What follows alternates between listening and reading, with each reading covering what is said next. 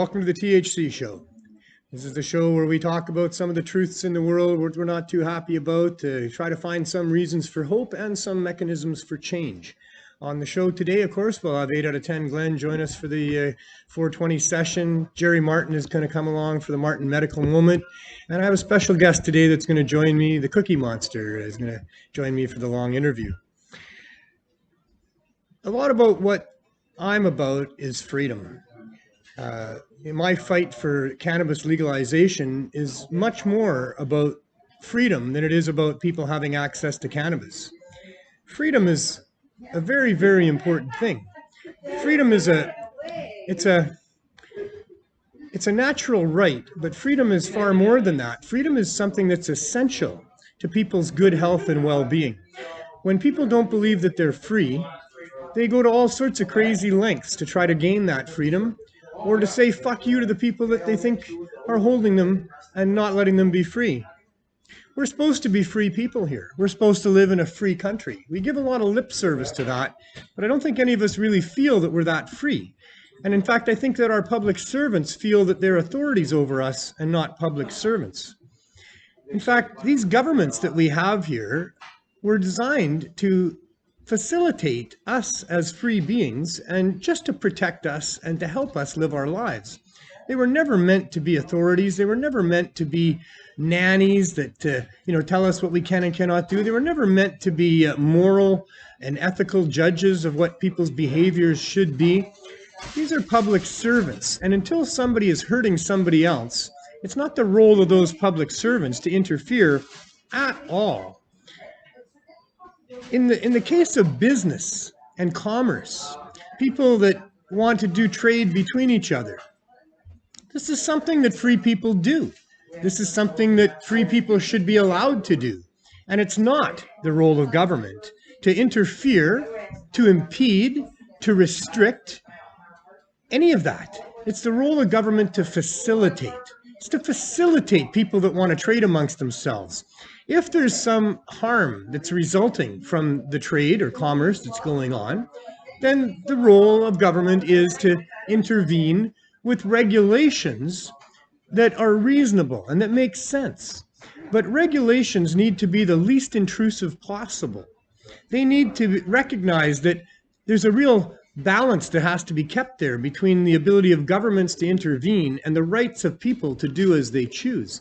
And unless there's some significant demonstrable harm involved in what's going on, the government has no role to play. There is the law of the land. These are laws designed by governments to help protect people. They are not natural laws. They're simply laws that government puts in there and then changes all the time. These laws evolve and change. New laws are added. In fact, we've got governments that convene every session to make more laws, and they seldom take the other ones off the book. So now we've got so many laws, so many rules, so many restrictions and regulations that we're all feeling over-governed here. Finance also has other laws. These are laws of the sea that determine the laws of finance, currency, and things like that.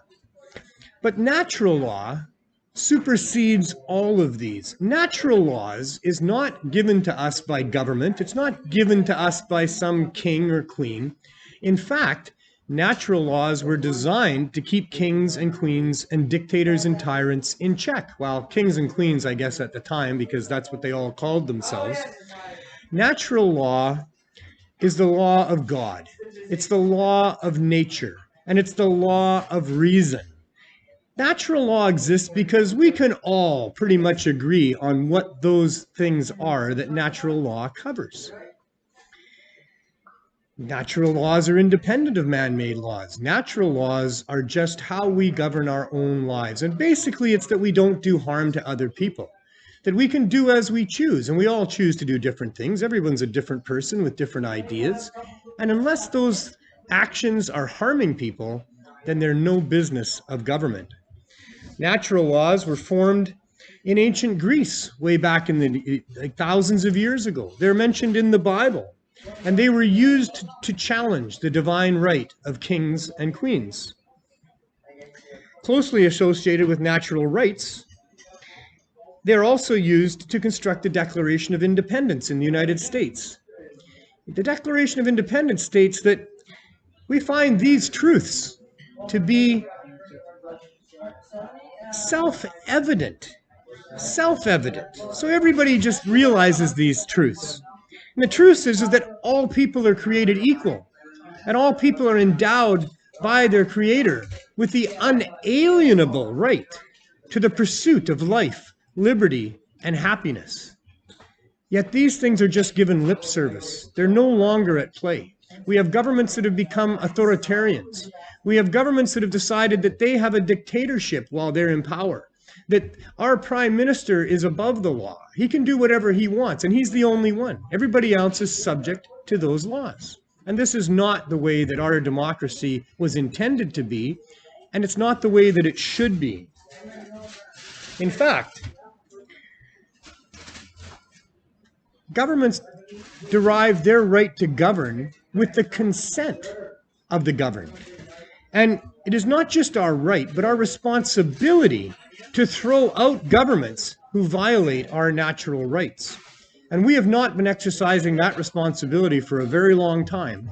And the governments have been taking more and more and more rights for themselves and infringing on our rights all the way. Just like the Declaration of Independence was drawn up to kick the British sovereign out of the affairs of the American people, we need once again to revisit the mechanisms of democracy, the things that we want as people for our public servants to be involved with. And we certainly want to get them out of the cannabis business, that's for sure. They have no business telling people that we cannot use these flowers as we choose. In fact, the whole idea that government can dictate which flowers we can use for ourselves has created so much horrific problems for our society. When we look at this epidemic that's going on here in our country with respect to the overdose crisis, the blame lies squarely at the feet of government. It is government drug policy that has resulted in dealers on the corners selling toxic drugs to people, killing our brothers and sisters and our sons and daughters at an alarming rate. And it's all because of governments out of control deciding that they're going to protect the interests of their friends and the drugs that they control. And they're going to decide that these plant medicines that people have been using for thousands of years effectively are to be prohibited, and prohibited by the criminal law, so that free people having possession of flowers become criminals because of government policy. This is so wrong, and it is so devastating to our society. When I walk outside the doors of our dispensary, and here we are again, we're broadcasting from the Healing Wave Cannabis Substitution Program dispensary in downtown east side of Vancouver. When I look outside the door and see the carnage that is happening here to our family members as a result of drug prohibition, it drives me nuts. It's like, how can this happen? How can this be allowed to happen? We know the solution better than government. Government are a bunch of dinosaurs who don't even care about people. They care about getting reelected, and they care about satisfying the desires of those that help them get elected. And we're talking corporations here. All of that has skewed the initial spirit of what this free country is supposed to be about and what the role of government is supposed to be. We know from our experience as people, I learned here on the downtown east side that cannabis is the best tool in the harm reduction toolkit. That high-dose cannabis edibles can be very effective in getting people off of their addiction, which is really important because the hardest thing about quitting your addiction is going through the withdrawal. It is like hell. And many people try it and fail over and over again because they can't stand the pain, they can't stand the hell that they're in, and they go back to the drugs that they don't want to take, but they can't get off of. I learned back in 2016, when we opened the herb school at Main and Hastings, that cannabis high-dose edibles can get people through withdrawal. And then, probably even as importantly, they can replace the use of those other drugs in killing the pain that people are trying to deal with. The illusion is that these drugs are addictive and that anybody who tries them gets addicted to them, and people should just know better than to try them. But that's not the case at all. In fact, it's only about 1% of people that end up addicted to the hard drugs. And so many more people than that try them and reject them. That 1% of people that continue on because they're dealing with enormous pain. They're dealing with the pain of trauma from things that have happened to them in their lives. They're dealing with pain from all sorts of different sources. They come from all sorts of different walks of life.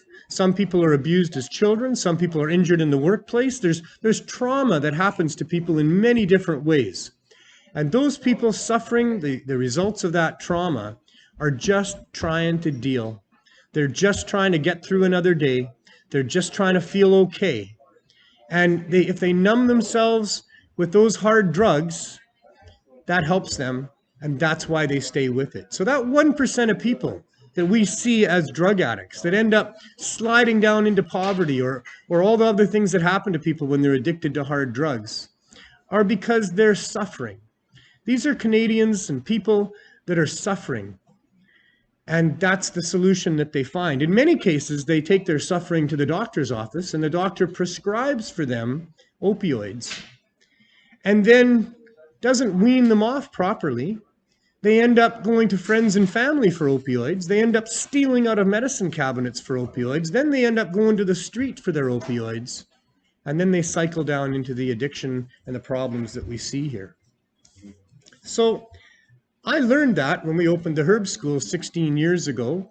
Wasn't what I thought we were going to learn there. Just that it wasn't the population we thought we were going to be helping, even though we were right in the midst of it.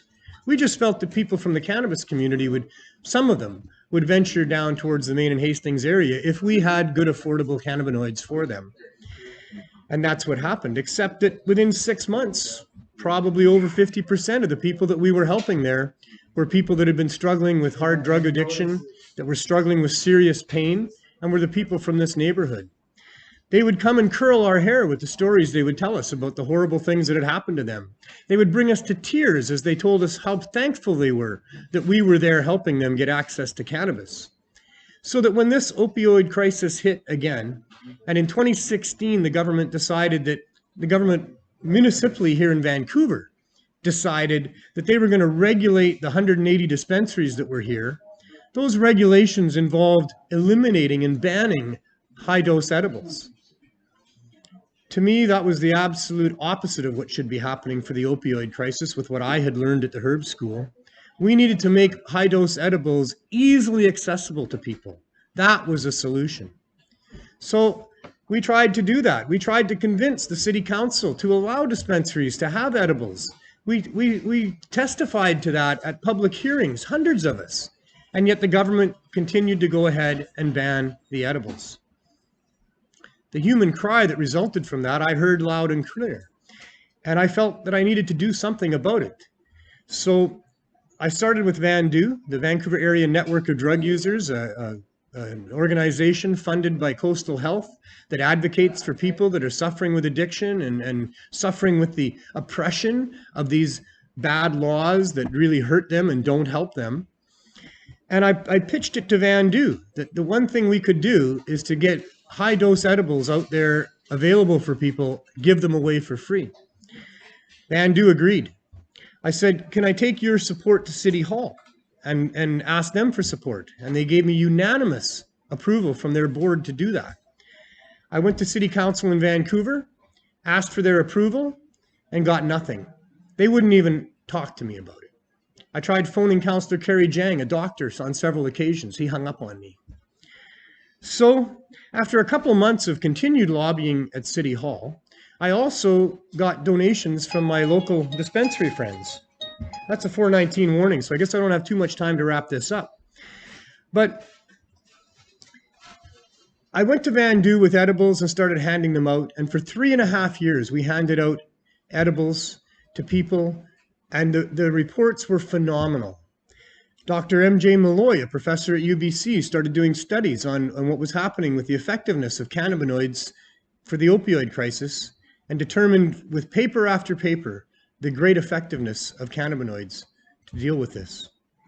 But here we are, barely surviving, having to negotiate hard behind the scenes with a federal government that is very reticent to allow us to do this, because of course it threatens their monopoly on selling non-medical cannabis at super high prices in ridiculous packaging, grown commercially without love, with all kinds of chemicals allowed in the process, a need to irradiate, according to the government, to make it safe for people. And this is just not the medicine that people need. This is not the legalization that we were asking for. This is not what is required to bring the life, the liberty, and the happiness that we need as people in the midst of an overdose crisis. And so here we are, still here yet today, but still having a very stressful previous week in trying to deal with a landlord who got a notice from the licensing department that he had to shut us down. And the licensing department is very reticent to overturn that, because they don't want to put anything in writing that would get them in trouble with a federal government that is trying hard to protect their monopoly. So anyway, that's my kind of rant for the day. And hopefully we're allowed to continue to do what we're doing and help people. And eventually, even though it's going to be a struggle, we're going to get our public servants to be on board and at least allow it, if not help us in doing this. So this world is upside down and backwards, and we're trying to straighten it out and turn it right side up. And that's what's going on here. But that brings us to 420. So light them up if you got them. And of course, 420 means that I'm joined by my good friend Glenn Wells, 8 out of 10 Glenn from CannaMatch.ca. Yes. How are you doing, sir? Good. I'll get you in here. No. What's going on? Oh, no. There we go. And we haven't even had our session yet. No, I know, right? All right, see if that works for you. It'll work for me. All right. Squeeze in, I lost some weight. How are you doing today? Good, how are you? Losing weight's a good thing, probably. Good to be back. Yeah, you had quite a trip. Yeah, met lots of people. I saw that. New people, old people. You brought back a donation for us. Yes. This is an anonymous donation from a supporter from Canada, in Ontario, whose name I won't mention, but for security reasons, because we live in a corrupt society, and all these people that might donate to us are still concerned that they could be persecuted for having these flowers. Can you imagine? Yeah. Can you imagine that? Oh man, a great donation. We have seeds, we have rolling papers, and we got bags of flowers. But this is a bag of flowers. A bag of flowers. You know, it's a... help somebody with their pain. Well, because it's not just an average bag of flowers. No, their depression of the day. All right, I guess I'll try. You got anything? Yeah. Okay, yeah. I got one. Yours, yeah. I'll light it up. Mine are too strong. I'm such a lightweight these days, you know. I was a hardcore smoker all my life. I could smoke anybody under the table for a long time. Wow. I never had to quit smoking. It didn't matter. Good bubble hash, great weed. I could smoke till the day was over. But not anymore. Wow. Not anymore. It was that trip across Canada in 2006 with the roach pot. That's probably what it was. Smoking those roaches all the time. So yeah, I got to meet Fred Curie. I met Fred Bell. I saw the interview with Fred in his store. That was awesome. Yeah. Fred's got a great store. We have another interview coming up today with Pat Warnke. Right. In one of his reservation You got that stores. for us to play, right? Yep. Oh, very good. Yeah, and Neil's got that. So Pat's doing great work. Oh, it was really good work. Yeah. And yep. they talk about how it's made a difference there and stuff like that. So yeah, it was really nice. Even though that the thing that I went for didn't work out. Yeah. But it's still going on, and I'm going to be much richer. And he called me up as soon as I told him I was upset. He said, "Listen, I've never lost one of these cases, so that made me feel a lot better." I said, "What are we looking at?" He said, "Something like 6 figures." Right. Good. So I got to wait another year. Well, you deserve it, Glenn. Yeah. So that'll be nice, right? Just to hear those words was like really comforting, because I was like all the way there, and the day before they say, "Oh, we're going to include somebody else now." So now we can claim against 2 people. And now you got to do a Zoom one again. No. Well, I guess it depends. He said it was in another year or two, but he expedited the papers that day and everything, so he got it all. You shouldn't have to wait so long. I know. It'll work out if we get the same lawyer. Yeah. The same lawyer who's representing Big Brothers of Canada. If he takes on the Big Brothers appeal also to represent them, then it will go faster. But if we have two lawyers, then they have to talk, and my lawyer has to talk, and it'll take a while. And the bill goes up and up and up. Anytime lawyers are talking, people are paying. He doesn't get paid unless I win. Right. So, and he's already told me. The other lawyer, he's getting paid either way. Yeah, he said, I don't do this for $50,000, yeah. What he says. Right? He says, I don't do this kind of work for that, he says. So, well, that's awesome. Yeah. What else is going on? How's CannaMatch? CannaMatch is up to 4,200 people now. You got 4,200. I got there, yeah. Nice. So that prize is out of reach now, folks. But now you just got to join CannaMatch because it's a great way to meet people and find other like-minded people. I have something for you. Oh, okay. There you go. The professor's sticker. Oh, from Sterling. Yes, there you go. Sterling the professor. There you go. So this is a sticker, is it? Yeah, and it's signed for him. Very nice. Right there. We'll have to figure out a place to put that. Spot. Yeah. We've got a real professor coming here today, Professor Malloy, MJ Malloy from UBC, says he's going to drop by today because we're having issues with our landlord because of a miscommunication between the licensing department and the and our landlord. They were going to give him a letter or something. Well, what happened was, and I guess I should update because on last week's show we talked about how the counselor had said that worst case scenario she would send a letter to the landlord. But what happened is out of that meeting with the licensing and regulatory bodies that they have, the licensing department or the city staff had not done anything in response to the city's motion to allow for this to happen in the year since it passed. Oh, wow. So they didn't do any looking into how can we license a place like that? What would the government's, the higher levels of government have to say? So now because we opened, as we agreed with the counselor that we would open a space and then they would come and evaluate it. And if they thought we were doing a good thing for the community, then they would support us and license us.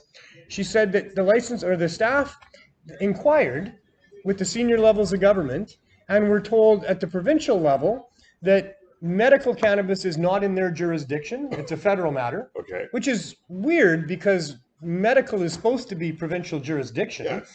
But when it comes to cannabis, apparently it's not.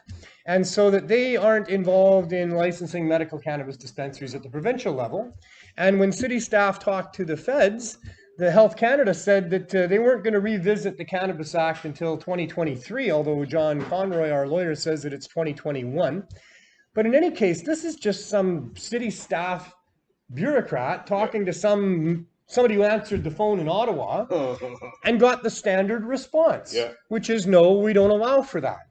But not understanding that we're a low barrier access, that we're here in response to the city's motion, and that our lawyers are working hard behind the scenes to get us exempted where we need to be exempted and allowed for where we need to be allowed. So she said that because that's what the senior levels of government said to city staff, that they could find no way forward for us and that they can't support us. Well, that's not true. That there's no way forward. We are negotiating a way forward, and there will be a way forward. There has to be, because it can't be true.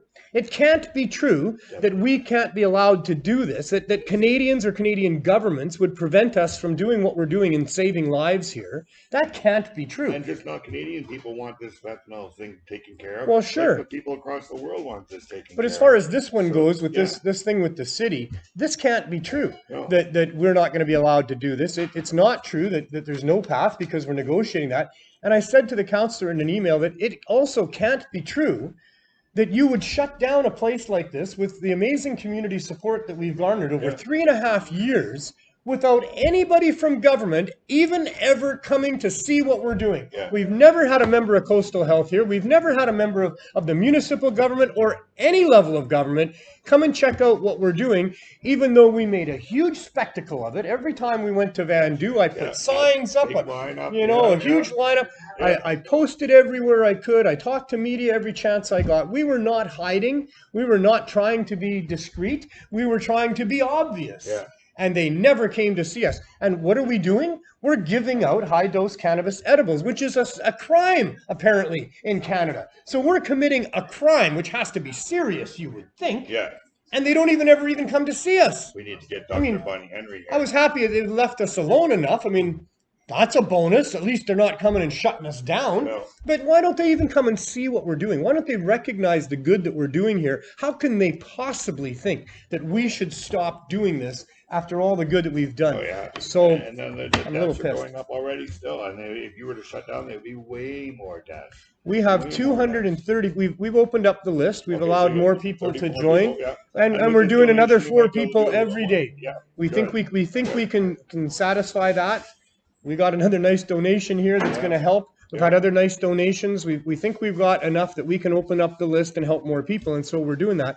But 230 people are coming here for 420 milligrams of high-dose edibles for free every 4 days. Instead of putting fentanyl in their arms. Instead of whatever else they would be using. Yeah. If we weren't able to give them that, where are they going to be? Back out on the street? Exactly.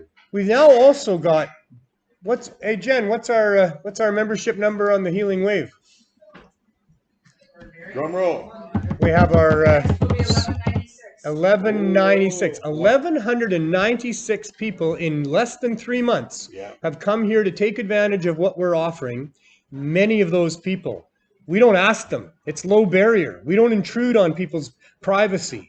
But they're coming here, and I know that there's a fairly large percentage of them are coming here to find cannabinoids because they're struggling with opioid misuse and street drugs.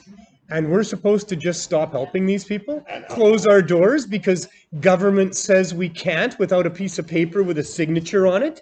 And there's no reason why we can't, especially with our track record, except that they need to protect their monopoly of selling non-medical weed. Man, I get more and more upset every week. Until we resolve this, you're going to see me getting more and more upset every week. Oh, yeah. You know, they're killing people. This is murder. And they want us to stop? You know, we're a society helping. They're trying to protect us, but yet they're not. They're not protecting us at all. The only people they're trying to protect are the shareholders of the pot stores that have been so-called legalized. So, you know, I have an ongoing little dispute going on with a friend of mine who was an activist for a long time. And he sold out to the legal regime, and he's always trying to talk about how good their weed is, and you can even get it at affordable prices and what have you. But the weed is not good, and maybe it will be. Maybe it is already. Maybe I just don't know, because I'm not smoking their weed. I'm not buying their weed. I'm not going to their stores. Maybe they got good weed now, you know. The packaging is still ridiculous. I've heard nothing of them reducing their what's the word? I mean, what's wrong with a dime bag? Yeah. You know, what happened to that? What's wrong with putting weed in a plastic bag? Yeah. What's wrong with having people come and smell it when they get into your store? Yeah. You know, all of that kind of stuff. But way more than all of those things. And besides, you can't trust government weed. These are not compassionate, caring people that are growing weed because they love the plant and they love helping people get it. These are people that are all focused on money. And they're all focused on just maximizing their yield and protecting their asses. So they're irradiating it just in case there could be something they could get sued for. They're spraying all kinds of chemicals on it to kill any microbes that might be on there that could be dangerous. They're just about making money. And the worst thing about it is not the shitty weed, not the shitty packaging, not the shitty prices. It's the fact they're using that money to continue to make criminals out of everybody that's not part of Trudeau's cartel. That's what's wrong about this. The Trudeau cartel on selling weed is using our tax dollars to go around and scare and criminalize and penalize and prosecute anybody that would grow plants or help other people get plants that aren't going through the government system of giving Trudeau his cut. So, you know, this is one of the most horrible things I can imagine, and I'm just disgusted that it's going on with the Canadian government, because I have more faith in Canadians than that, and I know that Canadian people en masse are not in favor of what Trudeau's done with legalization, not in favor of what Trudeau's done in the whole other areas of what he's doing here. And damn it, you know, we got to do something about this. They're saying there may be a fall election. And who do you vote for? You know, I don't know. Maybe we can have some candidates come and tell us why we should vote for them. Yep. You know, that'd be good. Maybe it would be nice to have a choice of some good people to vote for that had a platform that they would stick to, that was something that we would approve of. But, you know, that's just the way politics have gone here, you know. So anyway, I've really stolen the show here, Joe. Glenn, okay, I just I didn't. my joint to listen to you. I think I just have you here so I can yap. I do the same with Jerry every time too. It's okay, my friend. Speaking of Jerry Martin, we'll move on to our next segment here. Thanks for coming, Glenn. All right. So Jerry Martin is a fellow that was a very compassionate man that had a tough life growing up and found himself in a lot of difficulties and managed to wean himself off of hard drugs using cannabis and just wanted to give back. And after having lived a life he wasn't proud of, wanted to be proud of himself, and he opened a cannabis dispensary in Whitewood, Saskatchewan about 7-8 years ago, and was helping people get access to medical cannabis with a very strict protocol, with very strict protocols about how to dispense it, you know, using the protocols designed by Riel Kapler and Philippe Lucas back in the day for the Compassion Club here. Hi, Jerry. Oh, yeah. I'm introducing you still. Yeah. And so Jerry ran his store there for 4 years and had about 1,000 people as members in a town of about 1,000 people. Although some of those people were coming from other towns, obviously, of course, you know, for sure. Long ways away in some cases, for sure. And you got a letter from Health Canada saying cease and desist. Yeah. And you couldn't do it. Couldn't do it. Couldn't do it. I couldn't do it either. And I don't know too many, ethical human beings that could do that. I mean, if you think about it, you know, if you're helping people get access to cannabis because it's prohibited and not available, and that cannabis is helping people in profound ways, and they're telling you about it every day, thanking you for being there, and you feel great about yourself for helping out, and then your public servants send you a letter saying, hey, stop doing that because they're corrupt, and you know they're corrupt. Oh, I know. We've always known they're corrupt. So you don't do it because, I mean, you were running an illegal store anyway. No. So once not really. It was great. Well, you were trying to be legal, you know. And then the Trudeau cartel came in and new laws, and suddenly we were illegal, and there was no more. So you felt that you were more legal before Trudeau came in and legalized. At least I was operating in certain areas of safety, right? Well, Harper still would, you know. Right. Harper still wasn't any good. No, you were still illegal. You were still illegal. But at least I had more of a challenge than when they changed the laws, you know. You wanted to be illegal? And they arrested me right after they put those laws in. They waited until the new laws came in, and then they arrested me so they could take all my shit and charge me under the new act, right? And they kept losing. They not only took the stuff you had in your store, which must have been substantial. You must have lost tens of thousands of dollars just in that process. Sure, I don't even know. But they took your house. They took your cars. They took your bank account. Yeah, my change. Everything. Your change. Oh, yeah. I had a lot of change. Now they're reminding me of the Pope. The Pope likes to take people's change too. That's another story for another day. Lives, and at the end, I was saving all the $10 bills for when I came out to Vancouver and I gave away to the homeless, right? Right. In fact, Jerry was called the King of Compassion. He gave back to his community in such profound ways. Tell me some of the stuff you did for your community. I think the last year was about 120 or so. It says 115 on the site. 1,000 that I gave away, but what sort of things were you funding there? Hospital beds. I built the entire beer gardens for the rodeo ground. Beer gardens? Yeah, I don't even drink. But they're not anti-alcohol. Well, they've been doing the rodeo outside for generations, and they have nowhere in the rain to stand. So I built this huge building. Nice. Yeah. And you did stuff for kids' sports? Yeah, I do kids camp every year. All the less fortunate kids, I pay for everything for an entire weekend. And then sports equipment, kids going to sport families that couldn't afford to put their kids into sports, I would cover all that. Hospital beds, I don't know, like everything. In that's in Whitewood. But you not only did that, you reached out into the community far away. You came here and helped activists. You supported activism all over the place. Maybe that's why they came after you so much, you know? Kids in Africa, everywhere. There's a bee in here if anybody has problems with a bee. Do you? Yeah. Okay, well, I'll kill it before it gets to you. Leave the bee. Don't kill the bee. Well, if it's allergic, and I don't even you're right. The last one we didn't kill it. We nicely, gently, I did put it outside. Kill ants or all right, you're right. It's nothing. You're right. Give it unless the flies really irritated me. Yeah, like the Dalai Lama was asked if he would kill a fly. The fly, and he says, "I'll give it one warning." from the Dalai Lama, Yeah. eh? Wow, that's pretty cool. Yeah. I mean, I kill Every human. mosquitoes. If I see a mosquito, I kill that. But I don't even like stepping on bugs. I don't like killing beetles. I don't like killing ants. I don't like killing any of those things, really. Bees, you see, my first instinct is that you were vulnerable. He could kill I you, used to be and like I was that, going to kill and it be all first. paranoid killing, but yeah, as long as you don't have that fear hormone coming out of you, and that's, I they see. generally don't bother you. They They leave don't you wanna alone, attack you because they don't feel fear, right? Right. Sense fear. It's anyways. all by sense. Yeah. That's cool. So anyway, that's a little encapsulation of what happened with Jerry. Is they came in and they arrested him. They stole his stuff, and that was almost 4 years ago now that all happened. He's had over 40 dates in court that have never been the actual day before a judge to plead his case, and here we go. What's new with your case? Anything? Same old, waiting on hold. We're waiting for the prosecutor to come up with a court date, right? That's where we've been for a while? Well, there's a little more things involved. I've joined 2 other dispensaries now. Oh, okay. So one of them was waiting to be into high court. Right. So we could all move on. But they've got their affidavits and stuff to do for their cases. Mine's all done. I see. So there's now work in process with the other dispensaries. They're passing away. Oh, right. The people that we're going to my witnesses. A lot of them are passing away. Oh, my God. Yeah. Oh, my God. But there was plenty of them. Right. Well, they're going to drop it eventually anyway. That's what I've always believed, is that you'll never get your day in court. You'll never get the chance to actually plead your case. And that's really kind of unfortunate.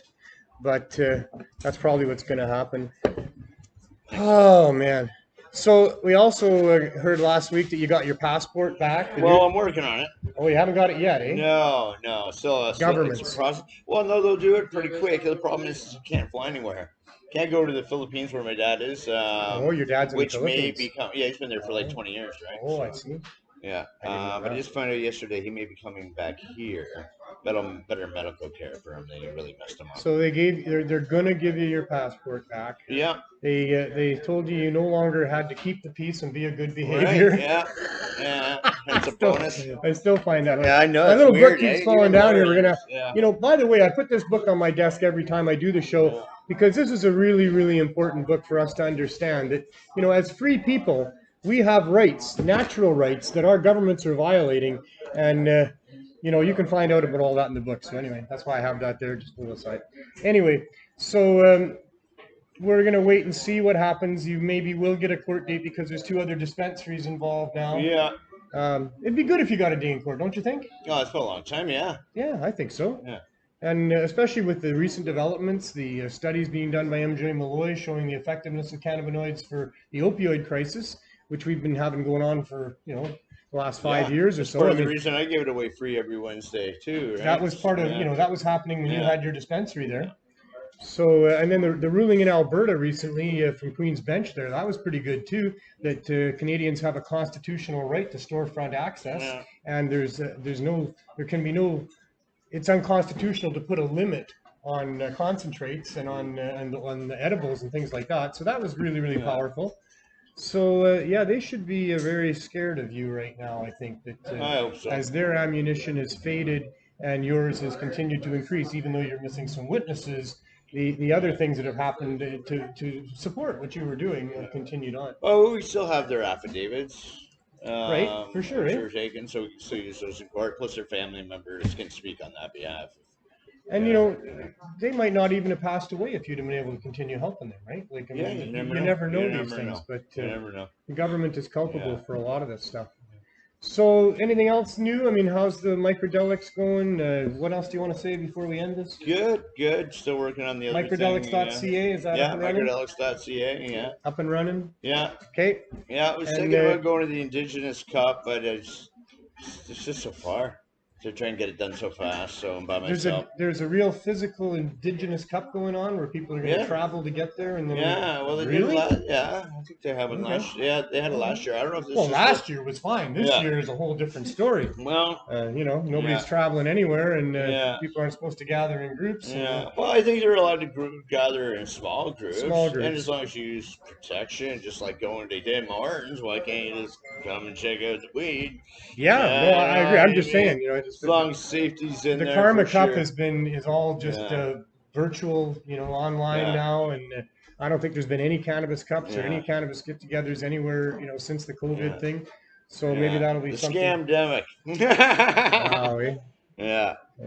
Yeah. I see Peru dropped today, which is awesome. So I can go Peru. I check out Peru. But see this?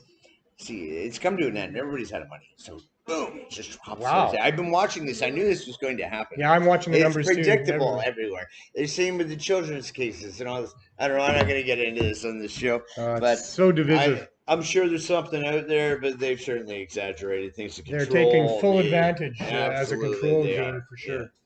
And I'm very upset that we're not being given the truth in a lot of different areas with respect to what that thing is that's out there, right? They're very vague about it. They don't really talk about it much now.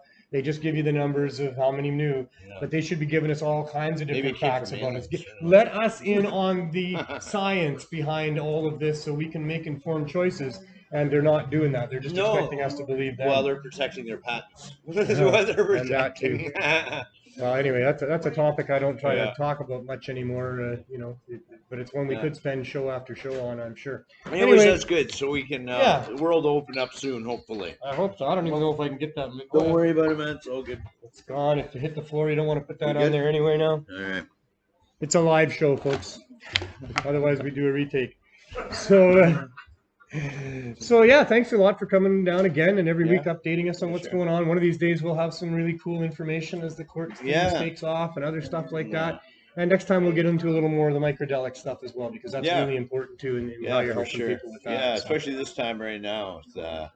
Mental health. Mental health is a huge issue. That's always been my side of this whole COVID thing, is the damage being done to the mental health, and that they're not really respecting that damage as well. So, very good, Jerry. Thank you so much, my friend. We'll see you next week. See you next week. All the best. Have as much fun as you can. All right, which brings us to the main portion of our show, where today on the show my guest is the Cookie Monster. The Cookie Monster has been helping us with the Cannabis Substitution Project. Oh, he's going to come in before he even gets introduced. All right, that's why they call you a monster, apparently. So the Cookie Monster has been a donator of ours to the Cannabis Substitution Program without fail every single week for 3 solid years. I mean, with 1 month off. Can we get a round of applause for 1 month off? You took 1 month off. I took 1 month off last time. I don't even remember that. I went back to Montreal. We couldn't do it. And so you provide for the Cannabis Substitution Program these amazingly healthy cookies. They're disgustingly healthy. Disgustingly healthy. Some people don't want them because they're too healthy, but other people realize how good they are. You can't do edibles, so there's no cannabis in that. Oh, there you go. I just get healthy cookies. Well, thank you very much. Cookie. Cool. And your cookies have no nuts. None. But they got everything else that you could imagine that's worth putting in them. And you don't just do it for us. You do it for the OPS. Yes. And you've been doing it for 3 years there as well. Yes. You do it on your own home turf with people that that you interact with as in your daily travels. I mean, man, you're a saint. You're a saint. No, I'm not that. There's going to be in the future. There will be a Saint Cookie Monster. I predict that. I hope Jim Henson will allow me to keep using his name. Sorry, the late Jim Henson.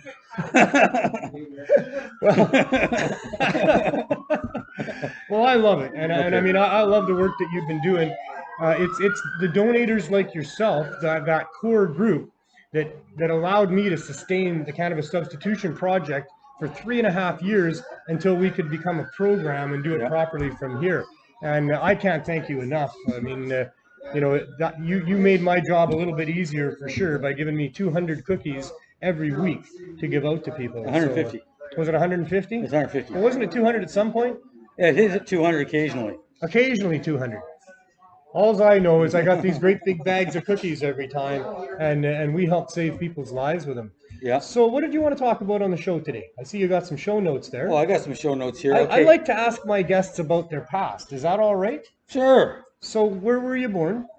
Perth County, Ontario. I see. And how long were you there?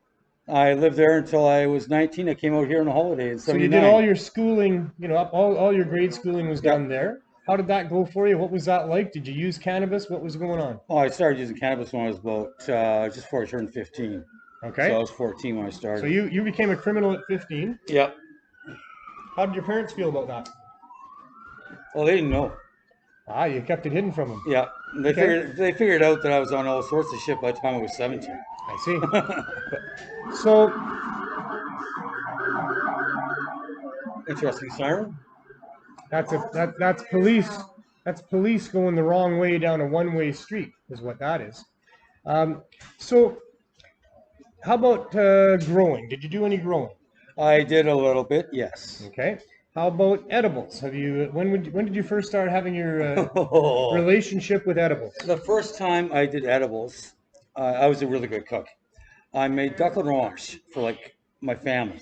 Duck l'orange. À l'orange, À right? l'orange. Right, for my family and my neighbors. And I put marijuana in the dressing. I see. My dad didn't drink, so he didn't know what the hell was going on. My mom did. She thought it was the wine. They knew something was going on, though, eh? My sister was the one that figured it out. They knew something was going on. Why? Because they were a little more animated than normal? And Yes. the conversation was a little more lively, Yes. and the laughter was a little more boisterous. And Oh, it always was like that anyways, but yeah. those are the kind of the effects that you can expect if you're getting involved with cannabis edibles, is that you're probably going to have a little more fun. You don't eat too much now. You don't want to eat too much. Exactly. So you've been But that was you've been my a first time. That was your first time, and how And old were then, you? maybe 17. 17 when you first dosed people with edibles. Yeah. I'm glad it was your family. Yeah. So and you've had a long-standing relationship with edibles. actually, no. Oh, okay. I didn't start doing anything more with edibles until about, let me do the math here, about 2009, 2010. I see. I went for, almost 7 years of an insomnia where I might get 3 hours sleep a night. I see. And it really sucked. Yeah. Of course, I go to the doctor and he gives me these damn sleeping pills. Well, I wasn't getting any more sleep, and I was so hungover in the morning, I was scared to drive Right. to get to work. So it was like, okay, this has got to go. On I think it was the second Freedom Tour that I was on in Saskatchewan. Jay Green, who is a grower there, he's an amazing human being, and he was providing me with seeds to help sell along the way to support the trip. But I got to meet his cousin when I was staying with him in Saskatchewan there. And his cousin had recently, I guess within the last year, had started using cannabis for his insomnia. Mm-hmm. And he was so angry. He was so angry that his whole life he had been suffering with that. And he was not given cannabis as an option. He was given a bunch of other things that hurt him and messed him up and didn't help. And when he found out how good cannabis could help him sleep, he was so angry at the government and prohibition and the rest of that. Is that what happened to you? Did you have an epiphany about the value of cannabis for you that caused you to be such a saintly... I was already a toker by that point.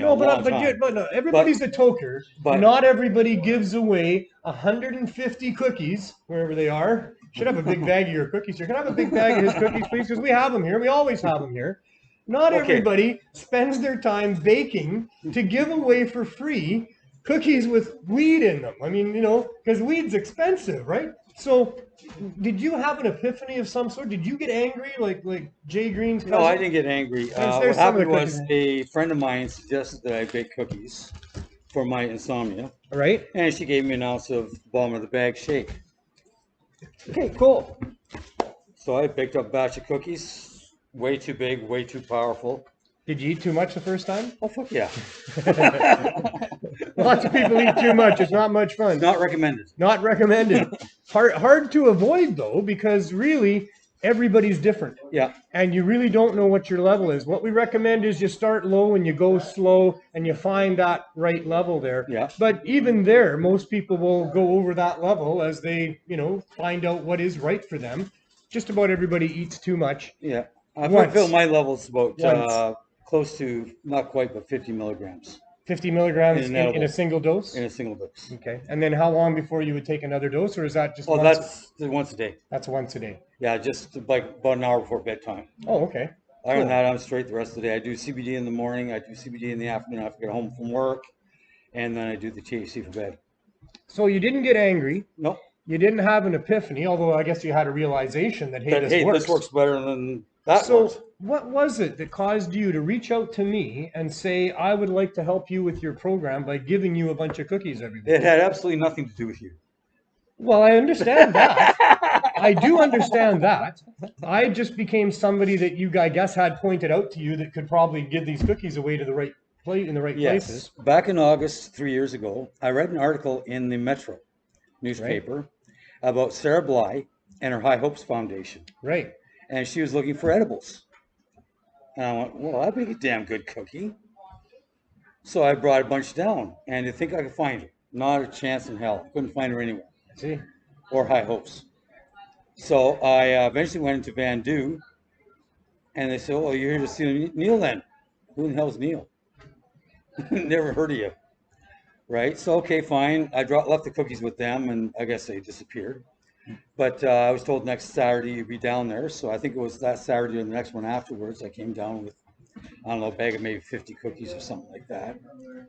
And that's how I got introduced to you. But what prompted you to want to do it? Just the article in the Metro that was going on and you just wanted to help? I mean, is that just who you are? That's part of who I am. And also I've been around intravenous drug users and chemical users for a long time in my life. I see. You know, going back to the old farm days. Had you seen the power of cannabis to help those people in the past? To be honest with you, I was skeptical. Right. I was totally skeptical about this, but so come that November, so this was September. 2 months later was Remembrance Day weekend. Right. Right. So it was the long weekend. It was 3 days and perfect. I baked up 900 cookies. What are you laughing at? You stored some of them at your place that weekend. It's just that I know you and the Candy Man who just got remarried after 10 years, you know, just as a beautiful ceremony. But him and a few other people that I know, Mary, who's been helping us out so much, you're just fanatical bakers. Yeah. It's like, you know. Well, I love the kitchen. Candyman stays up till 4 or 5 in the morning cooking up new recipes to put into his edible candies and stuff, and he just can't stop himself. And same with Mary. Every time Mary thinks about it, she's got to cook another batch of something. So I stick with the one cookie. So you cooked up 900 cookies. 900 cookies. Put them in little bags, and they're larger than these ones. These were like, you know, half a gram per cookie. Okay. Right. And 2 to a bag with my business card. And I walked around the downtown east side here just handing them out. I see. Wow. Right. Next day, hand them out. I see. Next day, hand them out. And this is before you read the article? This is after the article. Okay, this is after I already met you. Oh, okay, right. Because I was still skeptical about whether this works for opioid addictions. But when I went down for the final evening of that long weekend, I had people coming up to me. A, they wanted cookies, but I was already out. But B, they were telling me how it affected their drug use that weekend. Right. And one lady, she was like almost in tears. Yeah. She hadn't fixed in 3 days. Right. Right. That's the same thing that happened to me at the It's like, holy fuck. Okay, there is some truth to this shit. Oh yeah, it works.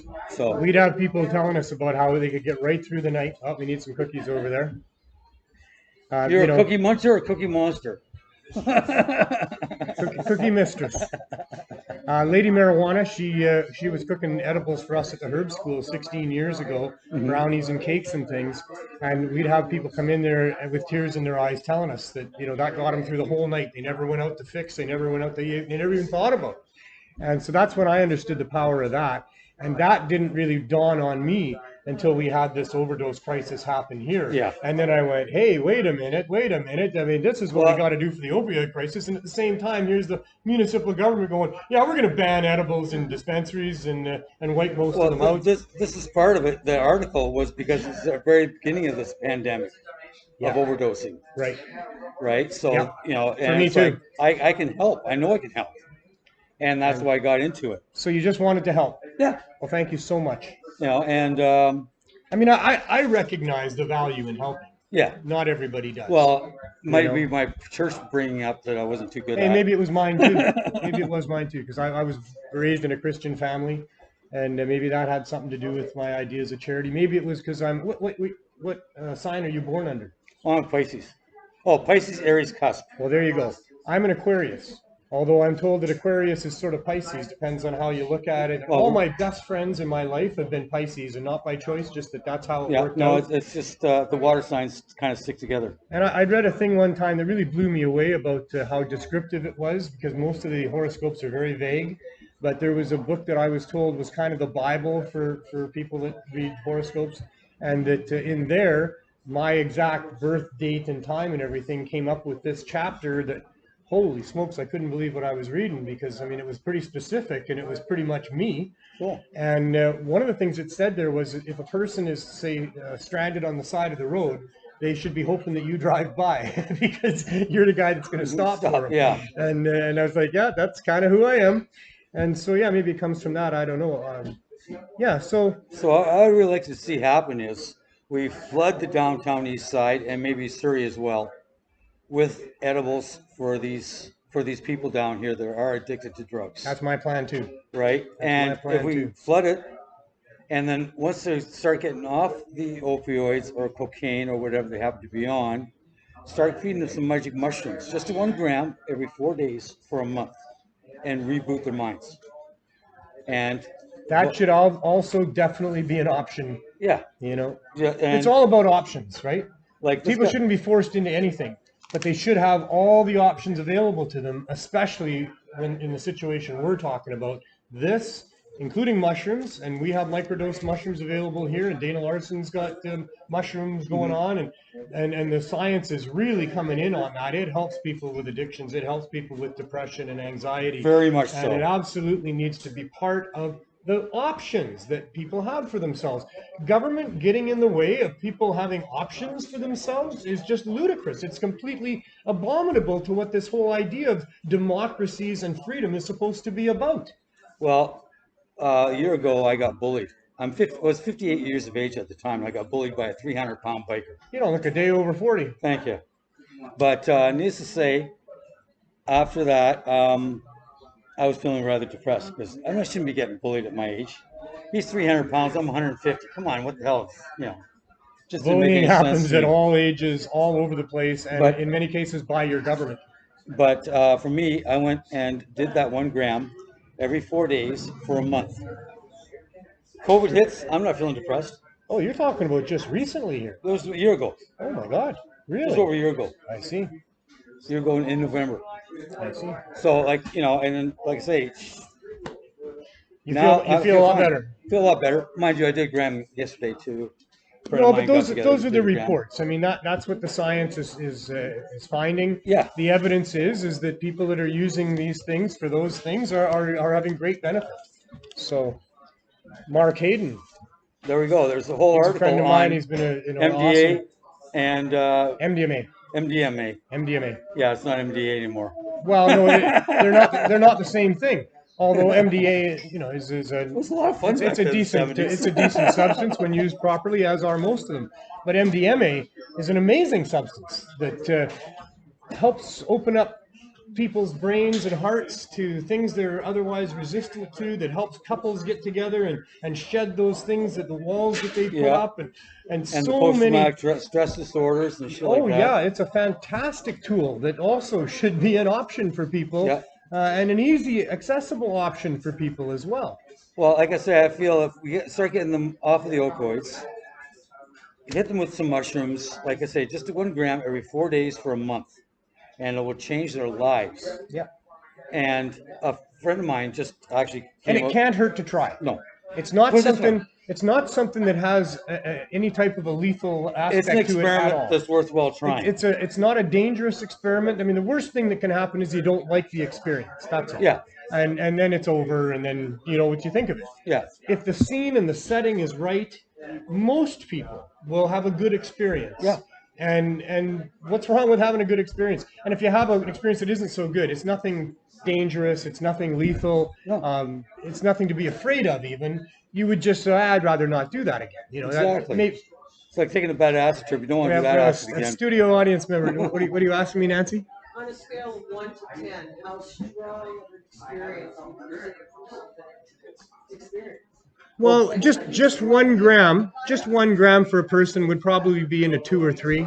You know, not It's a something giggle. that's going to be too. All it's going to give you is the giggles. No, she's asking if it's uncomfortable. Do you feel like you still have control of the situation? Oh, totally. Oh yeah. On 1 gram, oh, totally. Yeah. And it's definitely worth trying. And like I said, there's nothing really, no downside to trying it, and nothing that's going to really be of any. It's not a seriously bad experience or anything like that, for sure. So yeah, another thing that needs to be an option for people, and another thing that government has no business in. No business in until there is some evidence, serious, solid evidence that there is a problem going on with people taking mushrooms, that people are ending up in hospital, that people are reporting bad things. Well, yeah, get the wrong mushroom, you're going to end up in hospital. Well, sure. and you know, then or people are being sold dangerous mushrooms, which isn't happening. None of that's happening.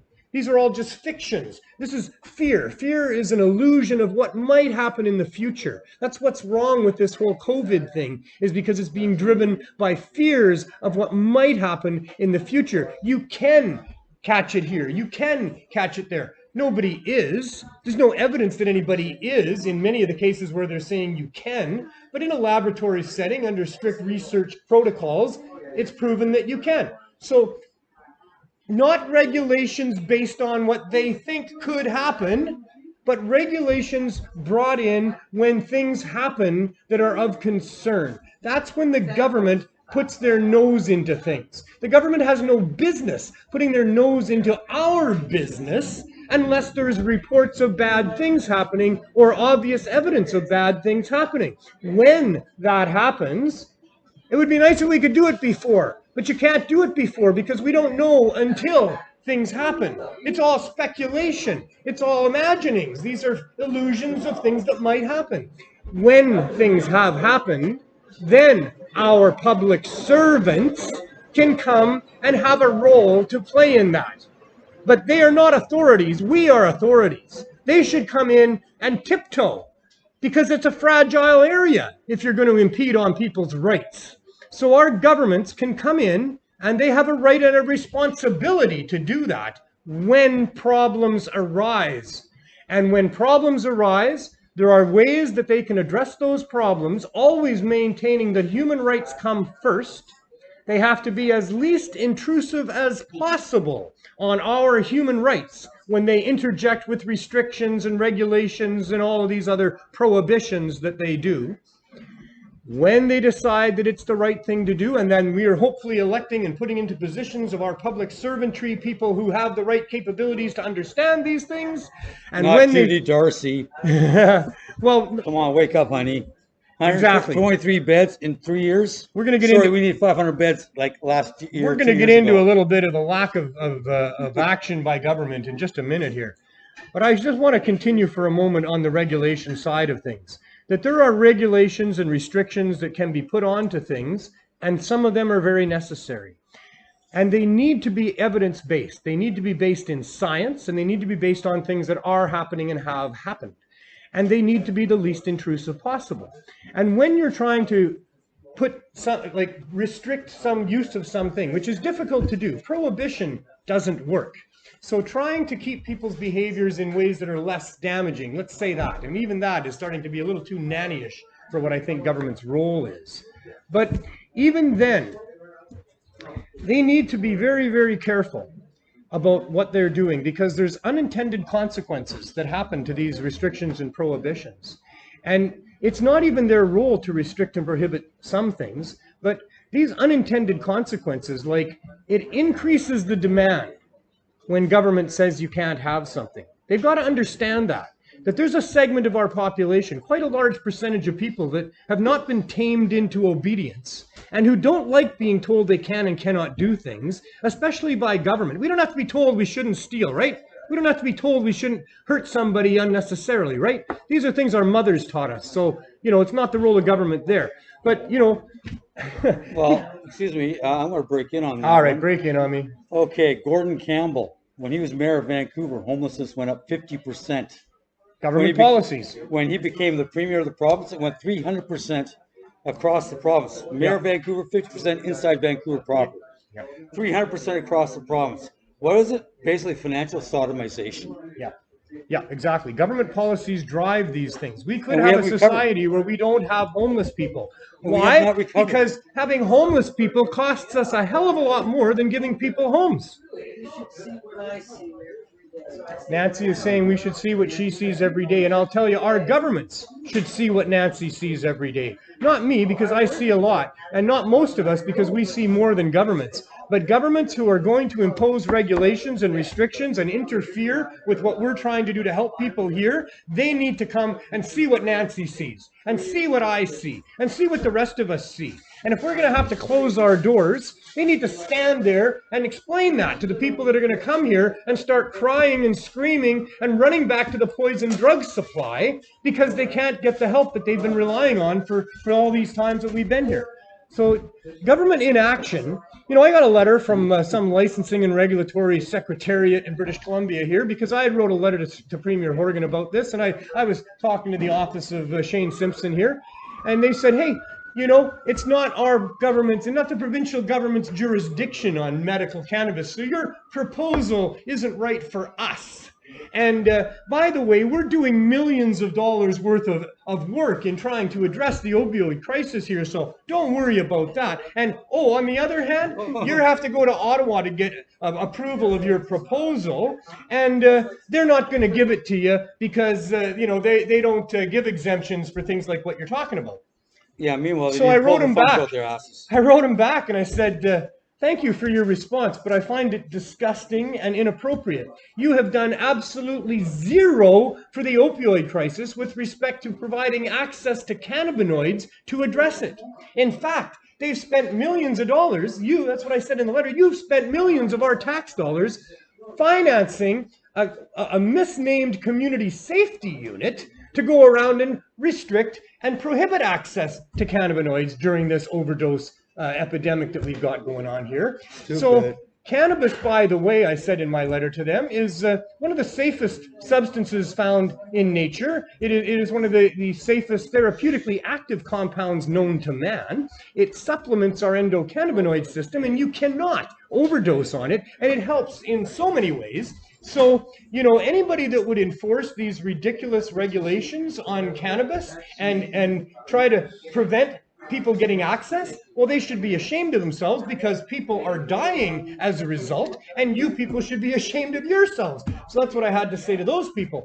And like you say, where's Judy Darcy on this? Where's Bonnie Henry on this? I've heard that she said good things, but why isn't she standing up there every day giving us a press conference to who died? Because we have 3 deaths going on here most days from this pandemic or epidemic, whatever you want to call it. And where is our government action on this? The government action on this is causing us to have to sweat and fear and pay money, costing us a lot of money, to try to fight them so that we can help people. What the hell? I mean, I'm very upset with government inaction and what they are doing. I walked into Judy Darcy's office twice. She's my MLA. Right. I've walked in her office twice with this pamphlet, inviting her down to the Substitution Project when it was on Saturdays. Never saw her. Never came down. I've had conversations, mind you, I've had pleasant conversations with Judy Darcy's office. She seemed concerned when we might have to shut down because the city was not going to license us. But I'm not sure we're still fighting that. We're still in that same situation right here now today. So obviously, Judy Darcy's office, the Premier's office, Shane Simpson's office, none of those people who said they were concerned about us and wanted to help us, they haven't helped us out properly yet, because here we are having a landlord who thinks we should have moved out last Friday, and now his lawyer is going to go and get a court order to have us removed, or he at least thinks he can do that. And that's putting me at odds with a landlord that we really want to get along with, because we really want to be here. This is the best location for us. We're 1 block away from Main and Hastings. We need to be here. This was an ideal place. There's no reason why we should have to not get along with our landlord, and that he's going to go to court to get a court order against us, and I'm going to fight that court order, and we're going to win. But what does that get for us? An adversarial relationship with a landlord that we want to have on our side, who wants to be on our side? All of this is because of our governments, who think that they're authorities and don't realize that their job is to facilitate what we decide to do. And in this case, we are deciding to save the lives of the people that they have caused this harm to, and we're being interfered with by them. So I don't know what else to call it but murder. I don't know what else to call it. I'm just, you know, it doesn't make any sense to me. I want this world to be one where it makes a little bit of sense. I want reasonableness. We need an office of reasonableness to keep all these other offices in line, because it's unreasonable that we should be put to these efforts just to try to help people. We're just trying to help people. Until that's determined that we're hurting people, it's nobody's business but ours. Well, just imagine if Trudeau's brother, instead of dying in an avalanche, actually died of an overdose. Maybe things would be different. Things like would be You know what would be different? He wouldn't be prime minister. That's what would be different. You know why he wouldn't be prime minister? Because he wouldn't go along with those cartels that are telling him that they're going to only let us have weed that they produce for us. That's why Trudeau's in power, because he was willing to come up with a legalization scheme that would satisfy the anti-prohibitionists and continue to make all of the profits for all of the people that were involved in prohibition, including now selling us weed at ridiculous prices, higher than prohibition prices, all to enrich people that originally were criminalizing us. How good is that weed? I don't know. I've never tried it. Neither have I. I've heard lots of reports. I've heard lots of reports, and none of them good. I did drive all the way to Kamloops when they had the grand opening of the first store in BC, just to not go into the store. And to talk to the people that would go in there. You know, I mean, Jesus. We have been duped by these people. And you know, we just need to wake up a little bit. And that's the real truth of it all, is that we can find a mechanism of change if we wake up a little bit and realize that this isn't right. In fact, this is so wrong that we got to do something about it. Each and every one of us as individuals needs to understand that things are so bloody wrong now. It's gone on for so long, so wrong. We got to do something about it. So let's do something. Let's find something that works for us. You found making cookies. I found giving them away, you know, this way and doing what I've done. You know, you don't have to dedicate your whole life to it, but do something, right? Because actually, what I would like people are dying here, and people are suffering in huge ways here, and it's all because of an out-of-control government and government policies. We have plenty of abundance here. We have plenty of ways to help everybody here. No need for homelessness. Okay. You know? Finished?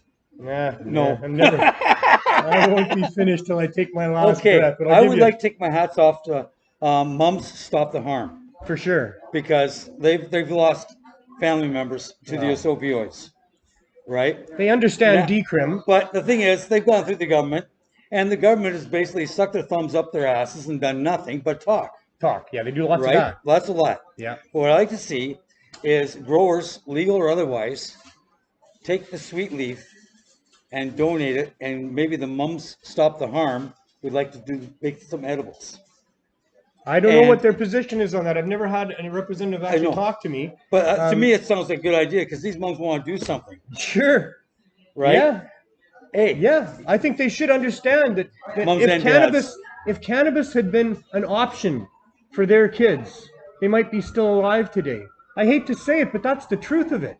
They didn't need to get stuck on opioids out here. They could have got off, if they got on them with cannabis, they could have never got on them with cannabis. It needs to be an option for people. It needs to be, the truth needs to be told about it. Part of what got me into this was I did lose a former student to because you were involved in education, right? I was in the education system for 20 years. I see. So I had to be a good boy. Right, of course you did. But I'm no longer there. And you're still a good boy. Damn. You're still being a good boy. I guess I learned something. It probably came more from your mom than from your mom, and I don't know. Mom in church. I have no idea. But your upbringing probably led you to be the man that you were to be involved in the education system in the first place. Yeah, it runs in the family. So, yeah. Were there farmers, medicine, and maybe something to do with science. Pisces, too, because, you know, Pisces are really good people. Like I say, they've always been my best friends have been Pisces. And I don't know, but I'm not a... I don't know about any of these things. I don't know about much, to be honest. I mean, I got my own show, but what do I know? I don't know much. I know that the answer to most questions is it depends. And I know that the second most answer to most questions is I don't know. I'm just glad I got Google. Well, you can have a Google. I don't know. But okay. Well, Google's pretty good. And there's a lot of other sources too, right? But I mean, there's a lot of growers out there who've got sweet leaf, and to donate to a project like this, we hook up with Mums Stop the Harm. teach the moms how to bake with cannabis, and we could flood the downtown east side so easily. Yeah. And just boom, every day, just put the cookies out there. We can't rescue them all. We No, can't, we can't yeah. save them all. Thing is, It's not for everybody, if we can, but there's a good percentage. yeah, a friend of mine just came out to me a few weeks ago that he has 7-year crack cocaine addiction, and the only way he could get off it was through edibles. Yeah. I didn't know edibles worked with the cocaine addiction too, but hey, Sure cool. it does. Oh man. But yeah, it's not an easy process. It does take some time and some power, willpower, but it can be done. People can get Absolutely. off the shit using edibles. For the last 16 years, I've met people almost every day that tell me cannabis saved their lives. Yeah. And that they were on different substances. Alcohol is another one. A lot of people have stopped using alcohol. Nancy puts up her hand. Cannabis is really an exit drug for a lot of these other substances that are problematic. I'm not anti-alcohol. I'm not anti-opioids. I'm not anti any drug, actually. I think that it's up to an individual what they find that they need or that they want. And all of these things should be options for people. And who am I to say to anybody what they should or shouldn't try or use? I mean, many people are suffering in ways that we have no idea about. I mean, depression is invisible. Oh, depression, like I say, you get out of the depression with the magic mushrooms once every 4 days for a month. Boom. Depression, what's that? I think you're selling a lot of mushrooms right now by telling people that, and that's a good thing. Or sending people out to find them. Yeah. Don't eat the wrong mushrooms, folks. Yes. It's not just any random mushroom. There are specific mushrooms that are able to do this. That is very important to understand. Just 1 gram. And yeah, you want to with anything like that. You want to start low and go slow for sure. And 1 gram is all I ever did. And then you'll understand if it's something you want to do again, and and that sort of thing. But really, seriously, you can't just go out and decide that this looks like the same mushroom your friend took and take that. No. Don't be doing that at all. This is why we need proper stores. If we had proper stores of people that were purveyors of mushrooms, you would be able to know which mushrooms were which, and they'd have the right ones there for you. And if some of those stores were selling mushrooms that got people into trouble that were poisonous or something, then maybe the government could step in and say, well, now we're going to make sure you're selling the right mushrooms. There's a role to play there, Yeah. But yeah, I'm not going to get going again. I've said my piece. Okay, another thing I've got written down here. So yeah. Okay, I would like some of the big celebrities, like Cheech and Chong, Snoop Dogg, Willie Nelson, right? Woody Harrelson. Okay, you just named 3 people right off the bat that now all have their own cannabis companies selling weed. And I put it out there too. When I heard that Tommy Chong... Let me finish, please. Okay. Okay, what I would like them to do is public service announcement. During this COVID thing, it's okay to bogart that joint, my friend. Do not pass it left. Do not pass it right. Do not pass it across. Bogart it. If your friend wants to toke, get him rolling. All right. And I put it out there to Tommy Chong. He took part in a coalition annual general meeting last Saturday, and he was talking about his new brand that they're going to have out there, Cheech and Chong dispensaries. And I just hope that they'll get on board with this new wave of providing access reasonably for people. That they really should be leading the charge. I really want to see Tommy and Cheech come up with really affordable, good cannabis, and try to forge the path forward to get it really cheap and really affordable and really good. Yeah. Like, what's a gram going to cost at the Cheech and Chong dispensary? And I'm hoping it's going to be no more than $6 a gram. That's what I'd like to see. I'd like all these stores to lower their prices down. I'd like the government to get out of our lives so we don't have to worry about losing our homes. Like, look at what Jerry went through. That's why the price of weed was so high in the illegal dispensaries that we had here, is because every one of them was risking what happened to Jerry, and they all knew it. We never knew what the future held. And so you had to have a high price because you had to put money aside, because you had to have a lawyer on retainer, and you had to know that there was a pretty good chance you could lose even your liberty, not just your homes and your cars. And Jerry's still fighting that battle too. So that's why the price of weed was as high as it was in dispensaries and on the street for all of Prohibition. Anybody selling weed could suffer that same path. So, but now here we're in a different world here now. Although government came along and legalized weed and kept the prices even higher. So I guess I don't know anything, and that's what I was trying to say earlier. Hey, Jen, can I get a bottle of water, please? Sorry Two. about that. Two. So yeah, I mean, that's why the price was as high as it was. And then Trudeau's going to legalize. Well, one of our biggest things with legalize was get the price down. $10 a gram is ridiculous. Who can afford that? You know, I mean, Shit. that's just holy smokes. You go to the grocery store, you buy the best cherries and grapes and stuff they got there, and it's not $10 a pound even. And here we're talking grams, and we're talking $10 a gram. Like For a that- flower. For a flower. For an easy to produce flower. In fact, it's so easy to produce, they called it a weed. And it does grow like a weed. It grows 10, 12 feet easy without anything else going on. I mean, you don't need to use Come on, my family were hemp fertilizers farmers. even.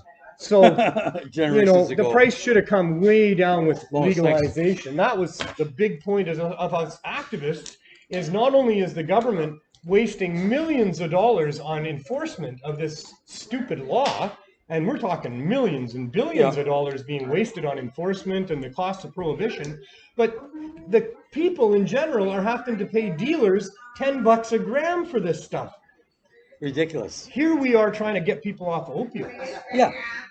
That's a daily use thing, people. That's not a, you know, buy $30 worth of edibles and get yourself off of opioids. Hell no. That's a use a large amount to get through withdrawal and then use a daily large amount for a long time after that and then wean yourself down and just do whatever really feels good every day after that. But it's not cheap to get off of opioids using cannabis. And if the $10 a gram shit, no. well, and at the government stores, the $10 a gram crap is not even worth trying. And really, the I've heard the smoked same. weed doesn't do it anyway. As we've talked about before, smoked cannabis is not enough to get people off of hard drugs because you can't smoke too much. You can smoke 2 good grams. That's as high as you're getting. The third gram ain't doing nothing for you. Edibles is different. You keep eating edibles, you'll be comatose eventually pretty quick. And, you know, so you can't eat too much. And we talked about the bad experience of eating too much. Finding that right dosage is very important. That's why I make my cookies. They've got 0.32 grams per cookie. Not quite a third of a we gram. consider that 30 milligrams, right? I have no idea. Okay, that's what we've been considering them at. Okay, but that's how much weed's in there. That What whole the THC science should contest, change a little I don't bit, too. know. I don't do the science thing as far as, you know, The THC, science is right? so inaccurate and It's a third of a gram of discombobulated. weed, man. How you calculate how many milligrams per edible is really hard to do. You got to test it. So we have testers. We have people who voluntarily test stuff, and we have testing equipment. But really, the important way of testing is to have people try it. And we have volunteers who happily try the edibles that we get and rate their potency. And because we want to make sure what we're giving people is pretty much what we tell them we're giving. Yeah. So, you know, that is sort of important. But, you know, we don't need a lot of crazy government regulations on that either. You know, we got it under control here. The whole compassionate cannabis access thing has been going on for 20 years, since we had the Compassion Club, 23 years actually. Okay. The Compassion Club got established here. Other dispensaries came along. We were the second one, the Herb School. We didn't use the medical model. We used an adult use model where we felt educated adults should be able to access cannabis. And so we had a drug war history walking tour where we would educate them about all the differences between use and abuse and what their rights were and how prohibition came about and all the different things they would need to know to make an informed choice about whether or not to use cannabis. And then we would allow them to access it. And then a bunch of other dispensaries popped up, and eventually we had 180 before regulations came in. Well, all of those 180 dispensaries were self-regulated. They were regulating themselves, and we had zero problems. Zero. There was one dispensary raid by the VPD because there was a report they were selling to kids, because some kid came home with an edible that had the name of the dispensary on it. The kid found that edible. The kid was not harmed by that edible. There was no problem because of the dispensary to do with that edible. A kerfuffle was made by the police and government because, oh my God, you know, this child got an edible. Children get edibles all the time. I mean, I don't know if you know it out there, but there are hundreds of kids probably getting into edibles every day, dozens of them even being brought to hospital because that's what the parents do when they think their kid's gotten into edibles and now, you know, they're sleepy or they're groggy or whatever. Just let them None sleep, of Dad. those kids have ever been significantly harmed. None of them. There was a bad experience or an experience that they had that scared the parents and all that. The parents were harmed by the experience. Maybe they scared their child. So there was some fear involved. illusions of future possibilities, but there was none of those possibilities. There was none of those consequences because cannabis doesn't hurt you. It's part of your endocannabinoid system. You can't overdose on it. It's not going to harm your liver like poisoned berry juice harms your liver. It's not going to harm other organs in your body like synthetic pharmaceuticals will harm other parts of your body. This is a natural plant that we obviously have a great symbiotic relationship with, that to me, obviously, by that symbiotic relationship where we actually have an endocannabinoid system, where the cannabinoids on the cannabis plant and cannabinoids on other plants as well, by the way, will bind with your cannabinoid receptors and do what they need to do the things that your endocannabinoid system does, which is to regulate and maintain balance over all the other systems in the body. So no child has ever been harmed seriously by cannabis other than the fear of that night or two of having eaten too much. There's no, so that was one. No, senior there was citizens another raid. There was another raid by the VPD on a dispensary. That was the one on Kingsway that Joe Fort was running at the time, because he had live cannabis plants in his store, and he would sell people clones of his live cannabis plant. Once again, no one was ever harmed. There was no significant problem of any sort caused by this dispensary. And we had dispensaries for 23 years. We've had since the Compassion Club opened. We were up to 180 2 or 3 years ago. More than Tim Hortons. So many. Each one would have thousands of members. The Green Cross had tens of thousands, and the Compassion Club has tens of thousands of members. No problems. No problems. Self-regulating all that while. Then the government comes in and says, oh, well, we want to regulate these dispensaries. We can see they're all over the place. They're not getting business licenses because we can't issue one because, you know, federal government, criminalization, all of the prohibition and shit. So we can regulate the land use, but even with regulating the land use, somehow they managed to say no edibles, no delivery, no mail order, no vending machines, no one under 19, and a few other regulations that they came up with. Can't be within 300 meters of another dispensary, can't be within 300 meters of any community center or school. All of these different regulations that they came up with, where we had no problems before. There was no problems that we had 180 dispensaries. There were no neighborhoods negatively impacted. In fact, all of the testimony, except for 3 of the hundreds, that there was over 200 people that testified to City Council when they proposed all of these regulations. 3 of them didn't like the smell, didn't like that there was people they didn't like hanging around there, and that was the only complaint. Over 200 other people said, don't take away edibles. Don't say they can't be beside each other. There's no problem if they're close to schools. Why do you want to scare the children about marijuana? Why do you want to continue the stigma of marijuana by telling children that they can't see it, that they can't use it? That, you know, all of that is harming people that use cannabis and putting obstacles in the way of people benefiting from cannabis. So yeah, we did not need regulations in Vancouver because there was problems with dispensaries. We got regulations because the problem they were having was that they were losing control. They wanted to regulate, and I really suspect that City Council in Vancouver knew what was going on behind the scenes, knew about the new legalization that was coming. The one councillor kept talking about, well, where is the supply coming from for these places? Which is, you know, now very telling in hindsight that that is what they were concerned about. So in any case, I'm still upset, can you tell? What else you got on your list? Chill, dude. You got a great list. We want to get to it all. Okay, well, let's go to the overdoses. Right. Okay, so, we got Prince, fentanyl overdose. Right. We've got that Monteith from Glee, right here in Vancouver. Jason Botchford, sports journalist, recently just announced that his death a year ago was fentanyl mixed with cocaine. And then you had a couple out in West Vancouver there. They go get some cocaine, so I get naked for the evening, and they're both dead with a little baby. It's just so horrifying. It's like, okay, it's not just the downtown east side or Surrey. This is no, absolutely not. It's like absolutely. West Vancouver to the top of the. It covers every demographic. Exactly. You never know. The street's getting really bad. Oh, so much is getting really bad. Thanks, Nancy.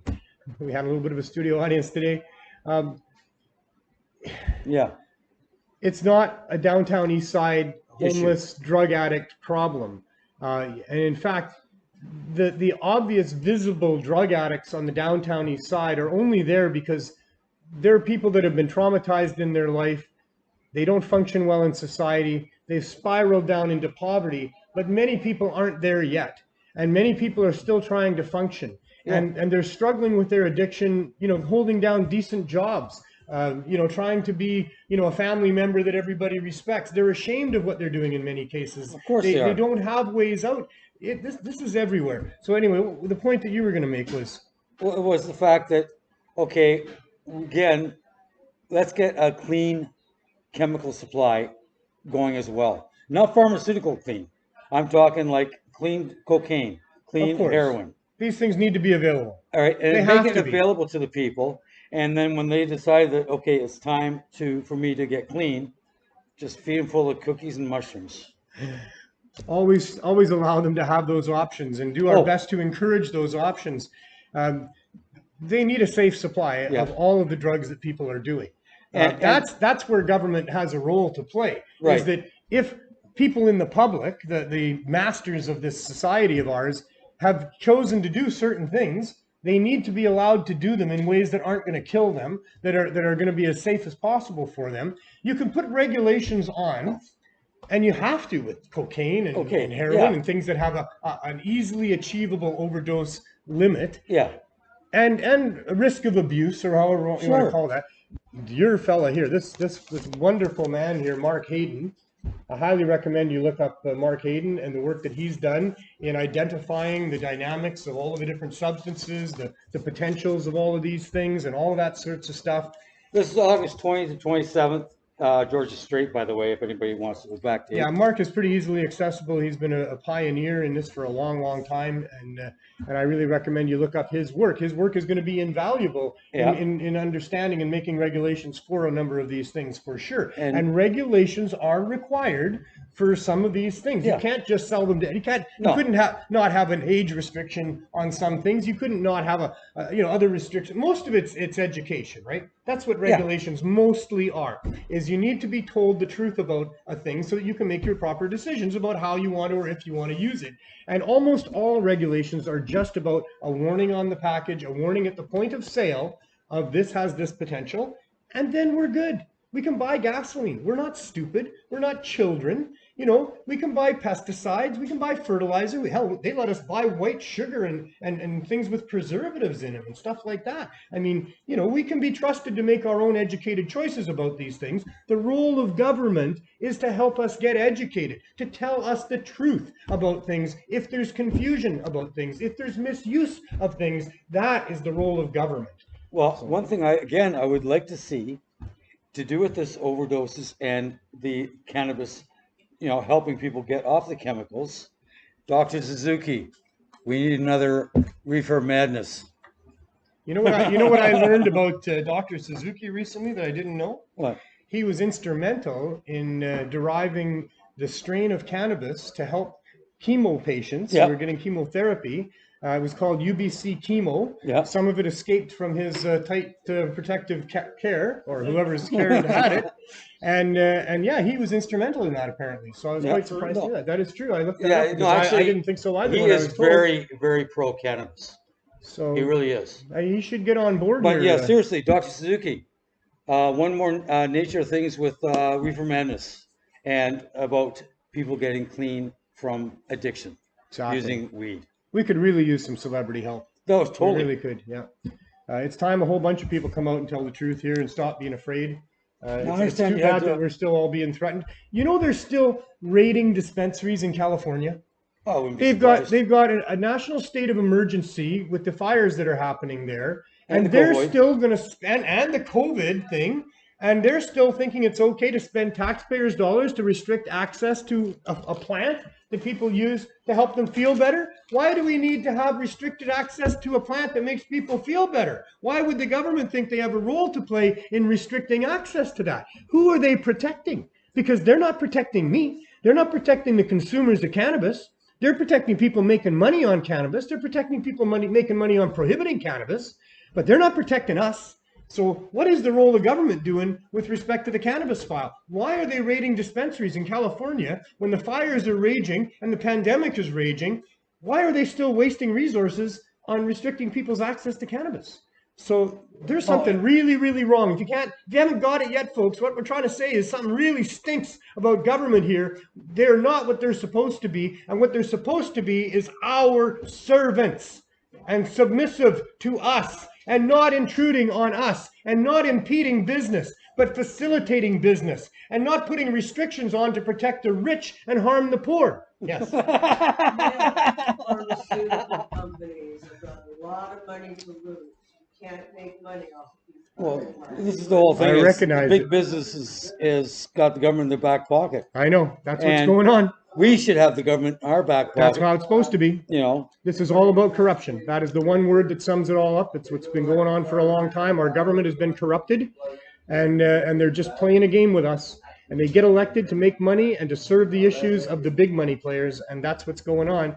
We have a system that might allow for that to change, but I'm not sure about that because they're willing to assassinate people and they got a lot of money to bribe people and they do stuff called lobbying, and lobbying in most cases is just threatening and bribing our politicians. They got pictures on you. They can ruin your life if you don't do as they say. And they don't do that with all the politicians. I'm pretty sure of that. Most of the politicians out there, if they're watching this show, are shaking their heads right now going, no, they're not bothering me like that, because you're not the justice minister, you're not the finance minister, you're not in the PMO. If you were in those offices, if you were those people, you would kowtow to the actual people in power here or else. And that's what we think is going on here. Maybe I'm a conspiracy theorist. I don't think so. I think it's more about this just can't be a coincidence. It just can't be a coincidence that we're fighting government in 2020 about allowing people access to this beneficial herb that has harmed no one, and we're still fighting government over that. If that doesn't show you that there's major corruption going on, then I don't know what does. It's the biggest one for me. So yeah, our governments have been corrupted, and it's up to us to do something about it. We're the authorities. We are the masters. This is our government. We need to do something about this. So I'm not sure what you can do. We're all a bunch of different creative people. I figured out my way. I'm going to try to end corruption by actually legalizing weed in the proper way and just let the dominoes fall which way they might, because I think that might help us. But that's only one way. There's a zillion ways. I can't think of a whole bunch more, but you all can. Every one of you has a way that you think you could change things. Help us change things. We got to do this. It's our responsibility. This is our country. This is our world here. We need to do what we need to do to get this corruption done with, because it's really messing things up. It's murdering our sons and daughters. It's condemning the sick and the suffering to even worse fates than the sickness and the suffering that they have. It's all the bad things going on that our government should be doing the proper things about, but they're in the back pockets of the corporate greedy bastards that only care about money and don't care about our planet and don't care about us. So figure it out for yourself. Find some creative way that makes you happy. And I was going to mention, you probably found out pretty quick once you start giving stuff away like that and somebody says, hey man, that really helped. That just touches you in a way that just kept me going. That's what keeps you going. That's when you really become a giver. I was skeptical about this actually working. Yep. So I thought I'd do this experiment. And now you can't stop. And so, okay, so well, shit. 3 years later and you can't stop. And I got 2 weeks in my freezer right now already baked. Of course. Because the real trick to living is to feel good. That's what it is. Moment by moment, how do you feel? That's all you got. Doesn't matter your possessions, doesn't matter about your past, doesn't matter about nothing. All that matters about is how do you feel right now? And if you want to feel good, help somebody. Do something that helps people. Do something that helps make this world a better place. Help us put the brakes on the corruption that's been going on for far too long in our world, that's resulted in the chaos that's happening now, where we can't even get permission from our public servants to save people's lives. So there's lots people can do. We're very creative human beings, We figure shit out. And I know that we're under, highly leveraged groups that really understand how to control masses of people. And they got the media in their back pocket and they got all this stuff going on. But we can still overcome that. We can still rise above and we can reset democracy and what freedom is supposed to be and put in place people that care about our rights and our freedoms and know that their job is to stand up to the corporations that want to exploit us and monopolize everything that we need and want for ourselves. So I'm still ranting. I'm going to rant all day today. Damn. Yeah, well, what the hell's up with you, man? I'm getting madder all the time because of this thing with the government, that we have to be under this kind of pressure, that my volunteers and our people that we're helping have to worry that we're not going to be here. We're doing videos of people as they come here, asking them, how would it impact you if this place wasn't here? So we're making them dig down into their heart and find the illusion of fear of the future consequences and pour it out into a film for us to help keep us open. It's horrible that we have to do that to people. It's horrible that people, our volunteers and our donators and everybody that's involved in our huge society, the Serious Hope Society represents a lot of people now. And they're all scared. They're all worried that we're not going to be able to continue the good work that we're doing because government won't allow it. How can that possibly be? It can't possibly be the truth that a Canadian government would stand in the way of the Canadian masters helping people, saving people's lives, knowing what is the right thing to do. They're dinosaurs when it comes to knowing what the right thing to do. They always have been. Governments are always years behind the people.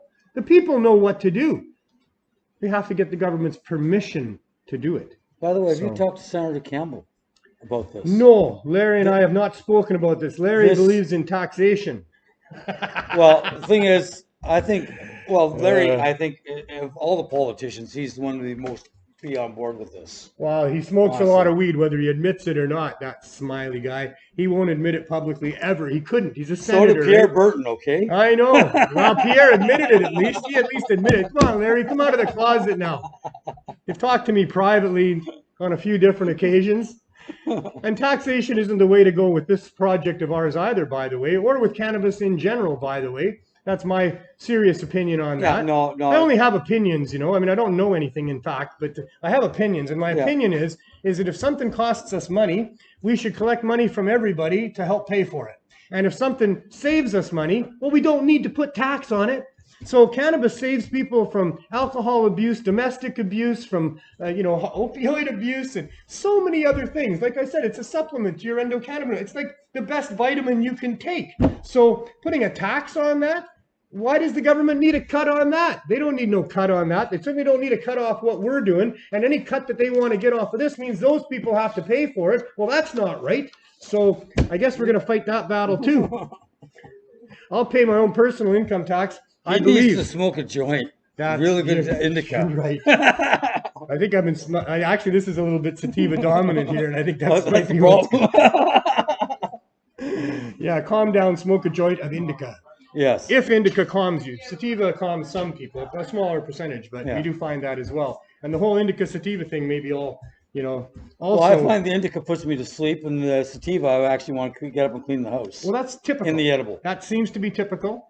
So that's kind of what they say, but I'm not even sure what indica and sativa mean when you look at the chemical makeup of the cannabinoids and how the cannabinoid profiles differ and stuff. So that's just me not knowing everything, right? Clear. But but there is some issues to do for sure, I believe, out there with respect to what could be considered indica and sativa, and especially to do with whether or not they have the same effects for everybody. Yeah. Because certainly a lot of people report that the effect from indica is the reverse from what the normal is, and same with indica.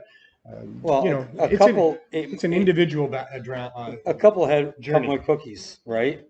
She, boom, good night. He was up all night. Yeah. And they're both really indica. Affects people differently. And they're both indica. We don't really, we tell people what the generalities are, but we also tell them it's an individual journey, that you never know until you try, and what works for you might not work for the next person. And that's true about most things, that's just life. We all share the same numbers of fingers and toes, most of us. But what's going on inside of us is really a unique symphony that no one else can know much about, other than the sense that we can get of each other, and what you're willing to tell me that may or may not be the truth. You know what I mean? I mean, we just can't really know much about each other, and what goes on inside people is very different. And they've got to be the masters of their own fate because of that. That's kind of why governments can't come along and make standardized rules for everybody and say, well, this plant just hurts people. Yeah. Well, who knows? And that's why I say that about all drugs. I don't know if drugs are good or bad. I don't know what it is for you. I know which drugs are good or bad for me. That's the things I've been finding out during my life. I find pharmaceuticals aren't good for me. What works for you is unique to you and your business, So we need to have that kind of respect coming from our public servants. Man, oh man, you think a servant would... I'm going to get going again, aren't I? Yeah, but, you think a servant... yet. Well, hey, I'll get there. Let's talk about these. Maybe that'll change your mind. All right. Bring you down a bit. You satisfied your list pretty much? Oh yeah, I was going to Okay. describe what's in these cookies of mine. Please do. Okay. We don't have Flaxseed. to keep them in prison there. No, you have my bite there. I brought them for you. There's no weed in there at all. Not that I'm against eating some weed. Yeah, but I'm no. not. But I'm not a big edibles consumer. No, you're not. And I thought you had something in your system that allowed you to use some. No, and it's not so much about edibles. It's more about potent weed. Okay. Potent weed, especially concentrates, Yeah. it's a bit much for me now. I seem to be a lightweight. And so because I have so much responsibility and I'm motivated to do a lot of things, I like to be able to move at a fairly fast pace. I drive a fair bit. I don't want to be impaired the way that I am when I take too much concentrates or potent weed or edibles. So that's kind of why. All I need is a couple puffs on a nice joint, So and I'm this good. is the first time you've eaten one of my cookies. No. Oh, you haven't before. Oh, I've Okay. had your cookies before. Okay. Well, what's in there is flaxseed, which is soluble and non-soluble fiber. Right, delicious. good for the bacteria, good gut bacteria type thing. Omega-3 fatty acids, or omega fatty acids, I should say, which is a good cholesterol. Vitamins and minerals, including iron, magnesium, and calcium. Proteins, and I have no idea what the hell that word is. Thanks, Heidi, my sister. Okay, sunflower seeds, antioxidants, and selenium, protein, fiber. Pumpkin seeds, vitamins, minerals, healthy fats, also anti-cancer.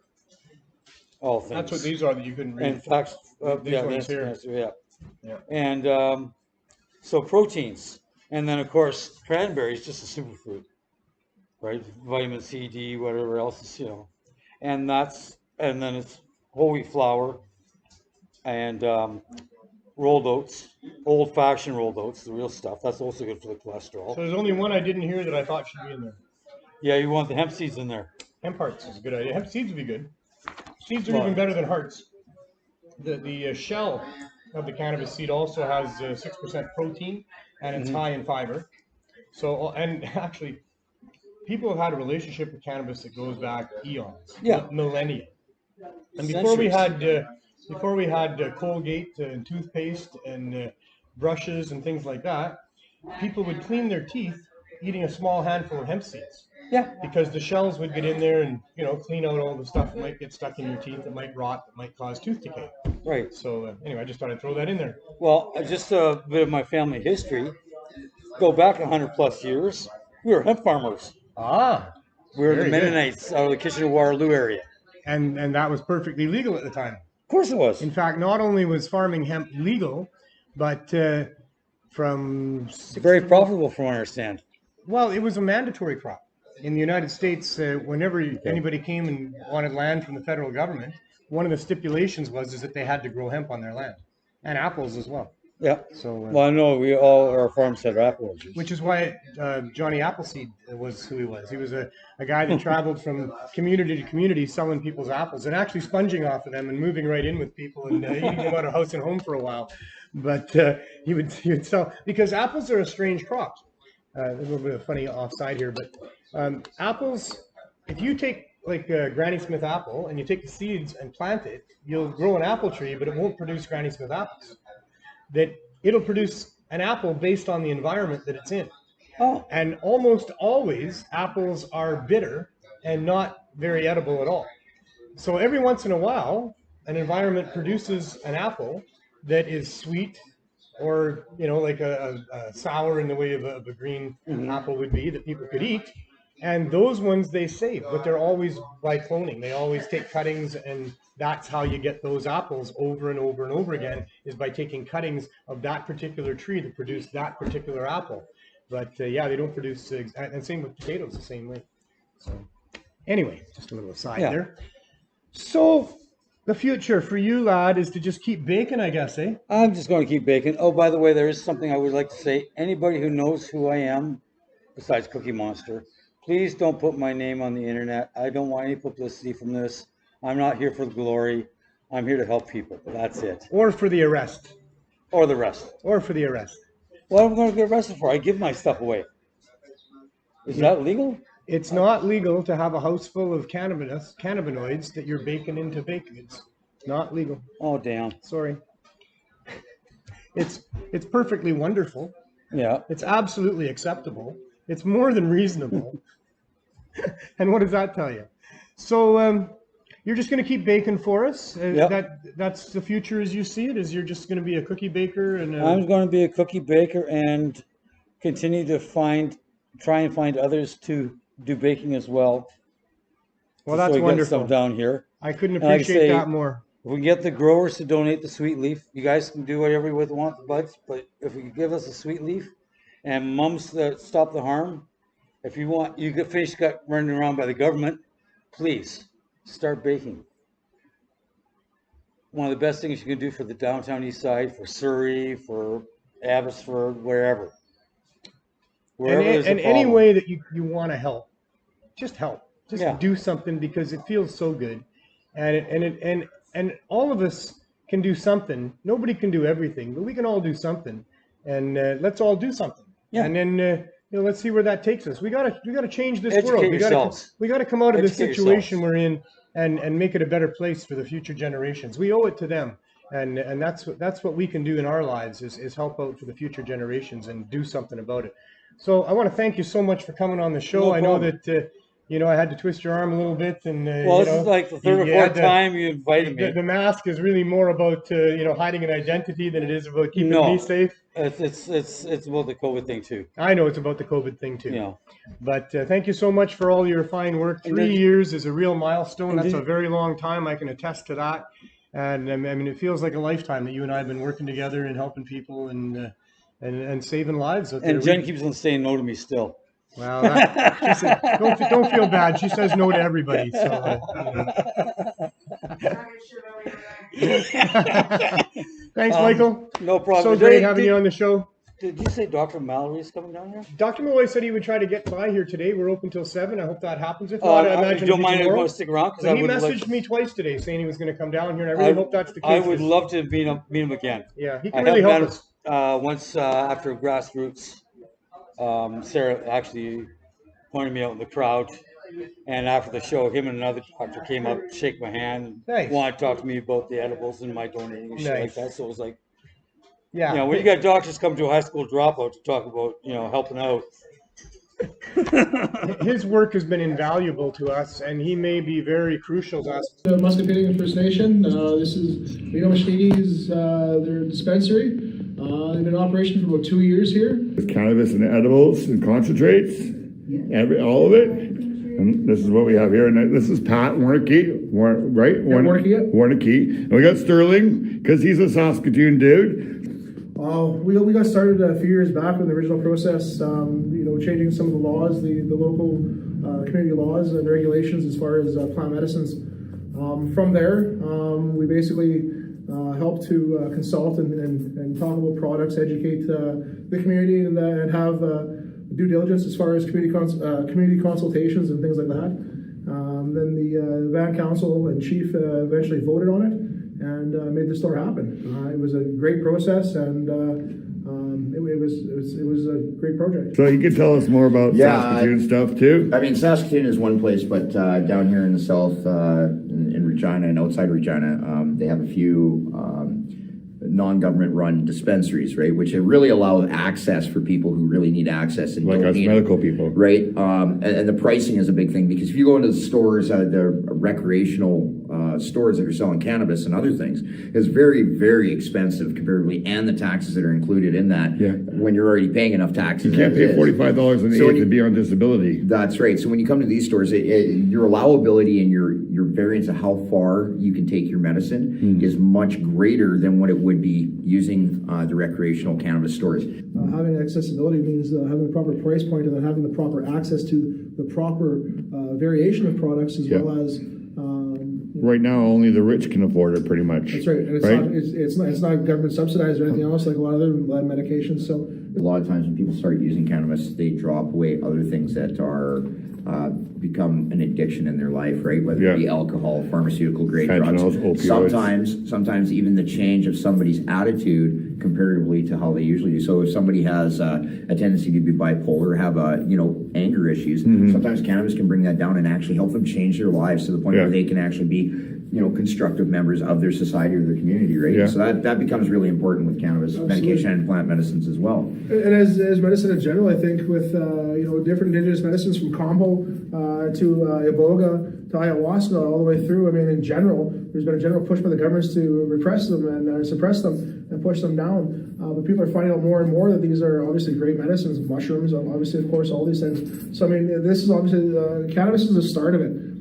But obviously, with some of the work that we're doing with Health Canada and some of the other communities that we're dealing with out here, we've been really pushing as far as the mushrooms, because mushrooms were in signed treaties by the Queen. And obviously, they weren't put in the treaties because they were just a food source, right? Yeah. They put it because they were special, so they don't get to decide which mushrooms are which and how they're going to control it. Yeah. Definitely. Everything is served right from the jar, I see, because you got the bags right here, so you just help them. Old school, the way it should be. Yeah. That's So the way it should be. can they smell it? No, at the moment they can't Because of COVID? Yeah. Okay. That's okay. Yeah. So which one of you smokes weed? Okay. So now, some people call me a connoisseur. I got some juicy J's. So which one do I want to smoke? Bath Blitz. I would smoke monster. We got some. It's got to be tasty, and I like it dank. We got some Green Freak. Wow. Okay, bring out the. Ooh. Yeah. Looks like Bring out Sterling is going to make a Monster purchase. Yeah, I'm gonna buy a gram of monster cookies. All right. And how much is the monster cookies? $10. I'll take a gram. I'll take a gram too. Do we have to join your system? shit. Hang on. What? See, it's safe. It's probably. What? What do we have to do? I'll get it. What do you need? I got money. It's not money. I have my IDs in the card. Oh, ID. Along with my stickers. ID. Okay, no sales for us, I guess. Try to send your ID card. That'll probably do it. All right, so this is how they serve it up. There we go. Okay, I think we need some pineapple chunk too. Okay, I'm down with the pineapple. How about how are we getting that? What are you getting? Well, I 2 grams of pineapple chunk and 2 grams of tuna can, 2 please. All right, guys, and Pat, just quickly, how many communities have you helped so far? 16. 16? From And all have stores now?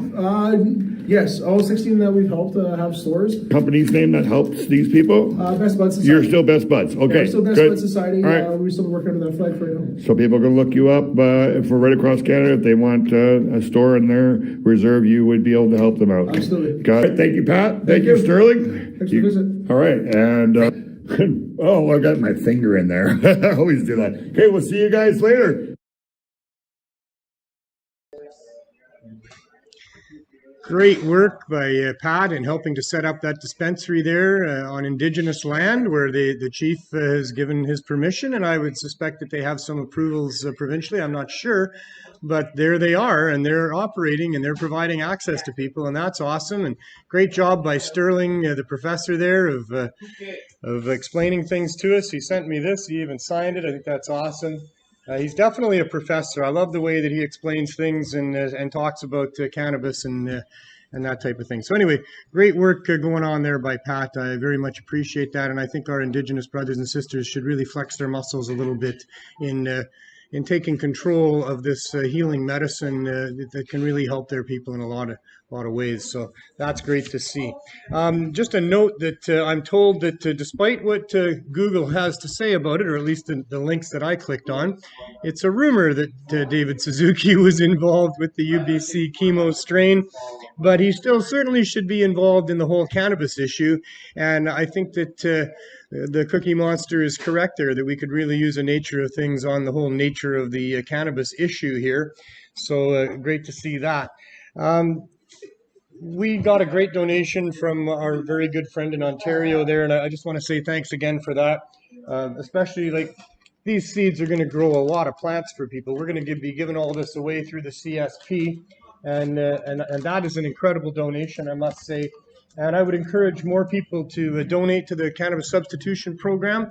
We want to be able to help as many people as we can here. Right now we're giving out about 84,000 milligrams of cannabis every 4 days to people in the form of cookies and other baked goods and all sorts of different things that people get to choose for themselves. So that program can always use help, and we can always expand it larger. So please consider doing that. But also consider what you might do that would tickle your fancy a little bit, that might give you a little giggle or perk you up a little bit by, hey, I could write a letter to this person and tell them how I feel about things, or other things that people could do. I mean, letter writing is a great fallback to things that people can do. If you can't do anything else, you can write a letter. You can write a letter to the city of Vancouver, mayor and council, something like that would be good. Maybe the licensing department, maybe the federal government, maybe Judy Darcy's office. There's a whole bunch of them. There are so many places that a person could send a letter and express their feelings. And, that does make a difference. And, we got the government that we got right now. They may be corrupt, but they are what they are. And for, the foreseeable future, we're going to have similar governments here. And until we can really get a government that respects our rights and is willing to revisit some of the fundamentals of democracy, we got to work with the ones that we have. So consider writing letters to any member of government, to any media member, to anyone who you think might have influence or be in a position of having some influence. And grocery stamps only cost $1. Grocery stamps only cost $1. It doesn't. Postage stamps. Guy's trying to confuse me here on my own show. So definitely a live show today. and yeah, so that's kind of it. Do what you can, have some fun doing it. Let's make this world a better place. One letter, one step, one thing at a time, one person, one cookie. And whatever you do, have fun and enjoy yourself, because that's the real true meaning of life, is every moment that you're in, try to be looking on the positive side and doing things that are making you feel good. And so as we part every time on the show, we'll see you next week. We'll update you on the situation going on here. Maybe I'll be even more upset. Who knows? I'm not sure. Or maybe I will have calmed down a whole bunch and be thankful that we're able to continue here. But if we're looking like we might be out on the street setting up tents and tables, trying to do the good work that we're doing in our little dispensary here out on the road, then I'm liable to be even more upset than I was today about some things. So carry on. Have a great week ahead. We've got other shows on Pot TV. On Monday, it's the 420 Lifestyle Show with Carly Marley and BC Bud Gal. On Tuesdays, I'll be back with the THC Show in another episode, as we just said. On Wednesday, From Under the Influence with Greg Williams, Marijuana Man. Let's get growing with... How's it growing? Is it How's It Growing? How's it growing? How's it growing? Also Thursday. I'm wrong every time, and this time I thought I had it. Johnny's got a good show on Fridays, and I shouldn't have forgot Morning Glory on Thursdays either. And I saw that High Noon was back doing an episode Saturday at noon. Oh, we have our surprise guest back again. How you doing? Sure. Actually, what I was about to say is, there was a saying a while ago, overgrow the government. Oh, we still say that. We've pretty much already done it, right? Well, we're still having to do it. We're still happy to do it, but now it's time to overbake the government. Overbake the government. All right. And whether you're baking or growing or writing or whatever it is you're doing, have as much fun as you can.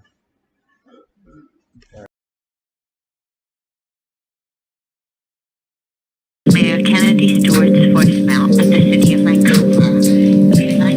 I'm Carly Marley. Oh, and I'm BC Bud. Sorry. We are going to be doing a phone protest. Did you want to get stoned? Would you like a dab? A bong rip? I'm sure there will be doobies on the way. 419. I'm going to get my dab ready. Fight politically by having the Vancouver City Council give us an emergency license to continue to do business because we carry products that you can't get anywhere else. And a lot of people, patients and regular customers, just people who smoke cannabis for recreational purposes or as a substitute for dangerous alcohol, tobacco, or other things, they need access to these products, and it's not fair that they can't get them, and it makes no sense to shut them down. It's hurting people to shut them down, and it hurts no one to allow them to remain open. It's a really messed up situation because a lot of people keep saying, well, it's legal now. I'm just sad. I've been there almost 2 years. The amount of people that come in with such positive words and impact, it's just a sad day right now. I don't know, it's a community. It's more than just the marijuana industry. It's more than just making that money. Yeah. The jobs are there for them, but we just are being forced to close. The mayor had an opioid task force open hearing, and we went and presented the information that shows that dispensaries literally save lives. You know, the more dispensaries that there are functional in areas, the more that opioid deaths come down. We've been applying for licenses again and again and again, and they refuse us. They won't even give us the proper form to. And yet somehow other people are being given a license. Yet whenever we ask, the licensing process is closed. I think we should start making some phone calls. Yeah. I'm gonna do a dab so I can be nice and high when I call the mayor. Hi there, my name is, what happened to you guys? You fucked up, I fucked up. We gotta be polite.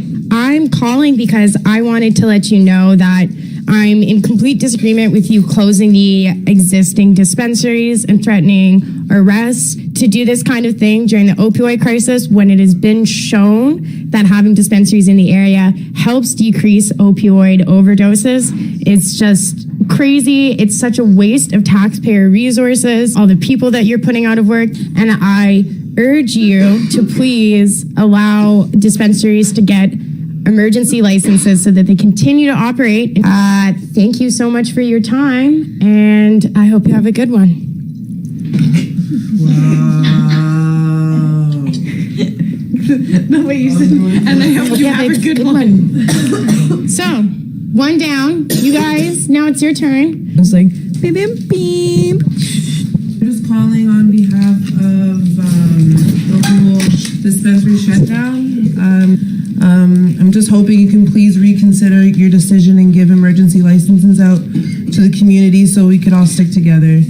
Thank you. Have a good day. Kind of panicked, but nice, good. I would hope so. Then you're all warmed up for your bong rip. Ew. What flavor are those? Oh my god! Oh my god! Oh my god! Oh my god! No. I was not expecting that. Good? Yeah.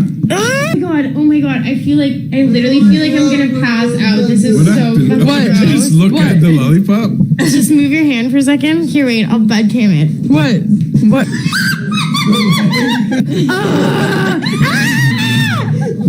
No, I can't do, no. Is that...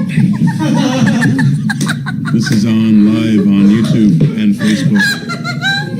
Pot TV. This channel on iTunes podcast and on. Is it that foggy outside, or am I just? I'm scared of everything now. It's just weed. I literally just that was weed that scared me that much. Are we still banned on YouTube? I'm Marijuana Man. Welcome to From Under the Influence. If they had weed, guaranteed they would make money. That's the only conclusion I can come to, is they don't have any weed. Because people are still going to buy it, for God's sakes. People actually like weed and want to buy weed. And a huge number of people have no choice but to come and buy it from you, and still, you can't make money? Holy fuck. Now what? What are you going to do to us now? When I was even at a very young age, go, wow, like, why would this be illegal? It is so much fun. Outlawing laughter and feeling good? Yeah, laughing. Thanks for joining us. See you next time. Peace.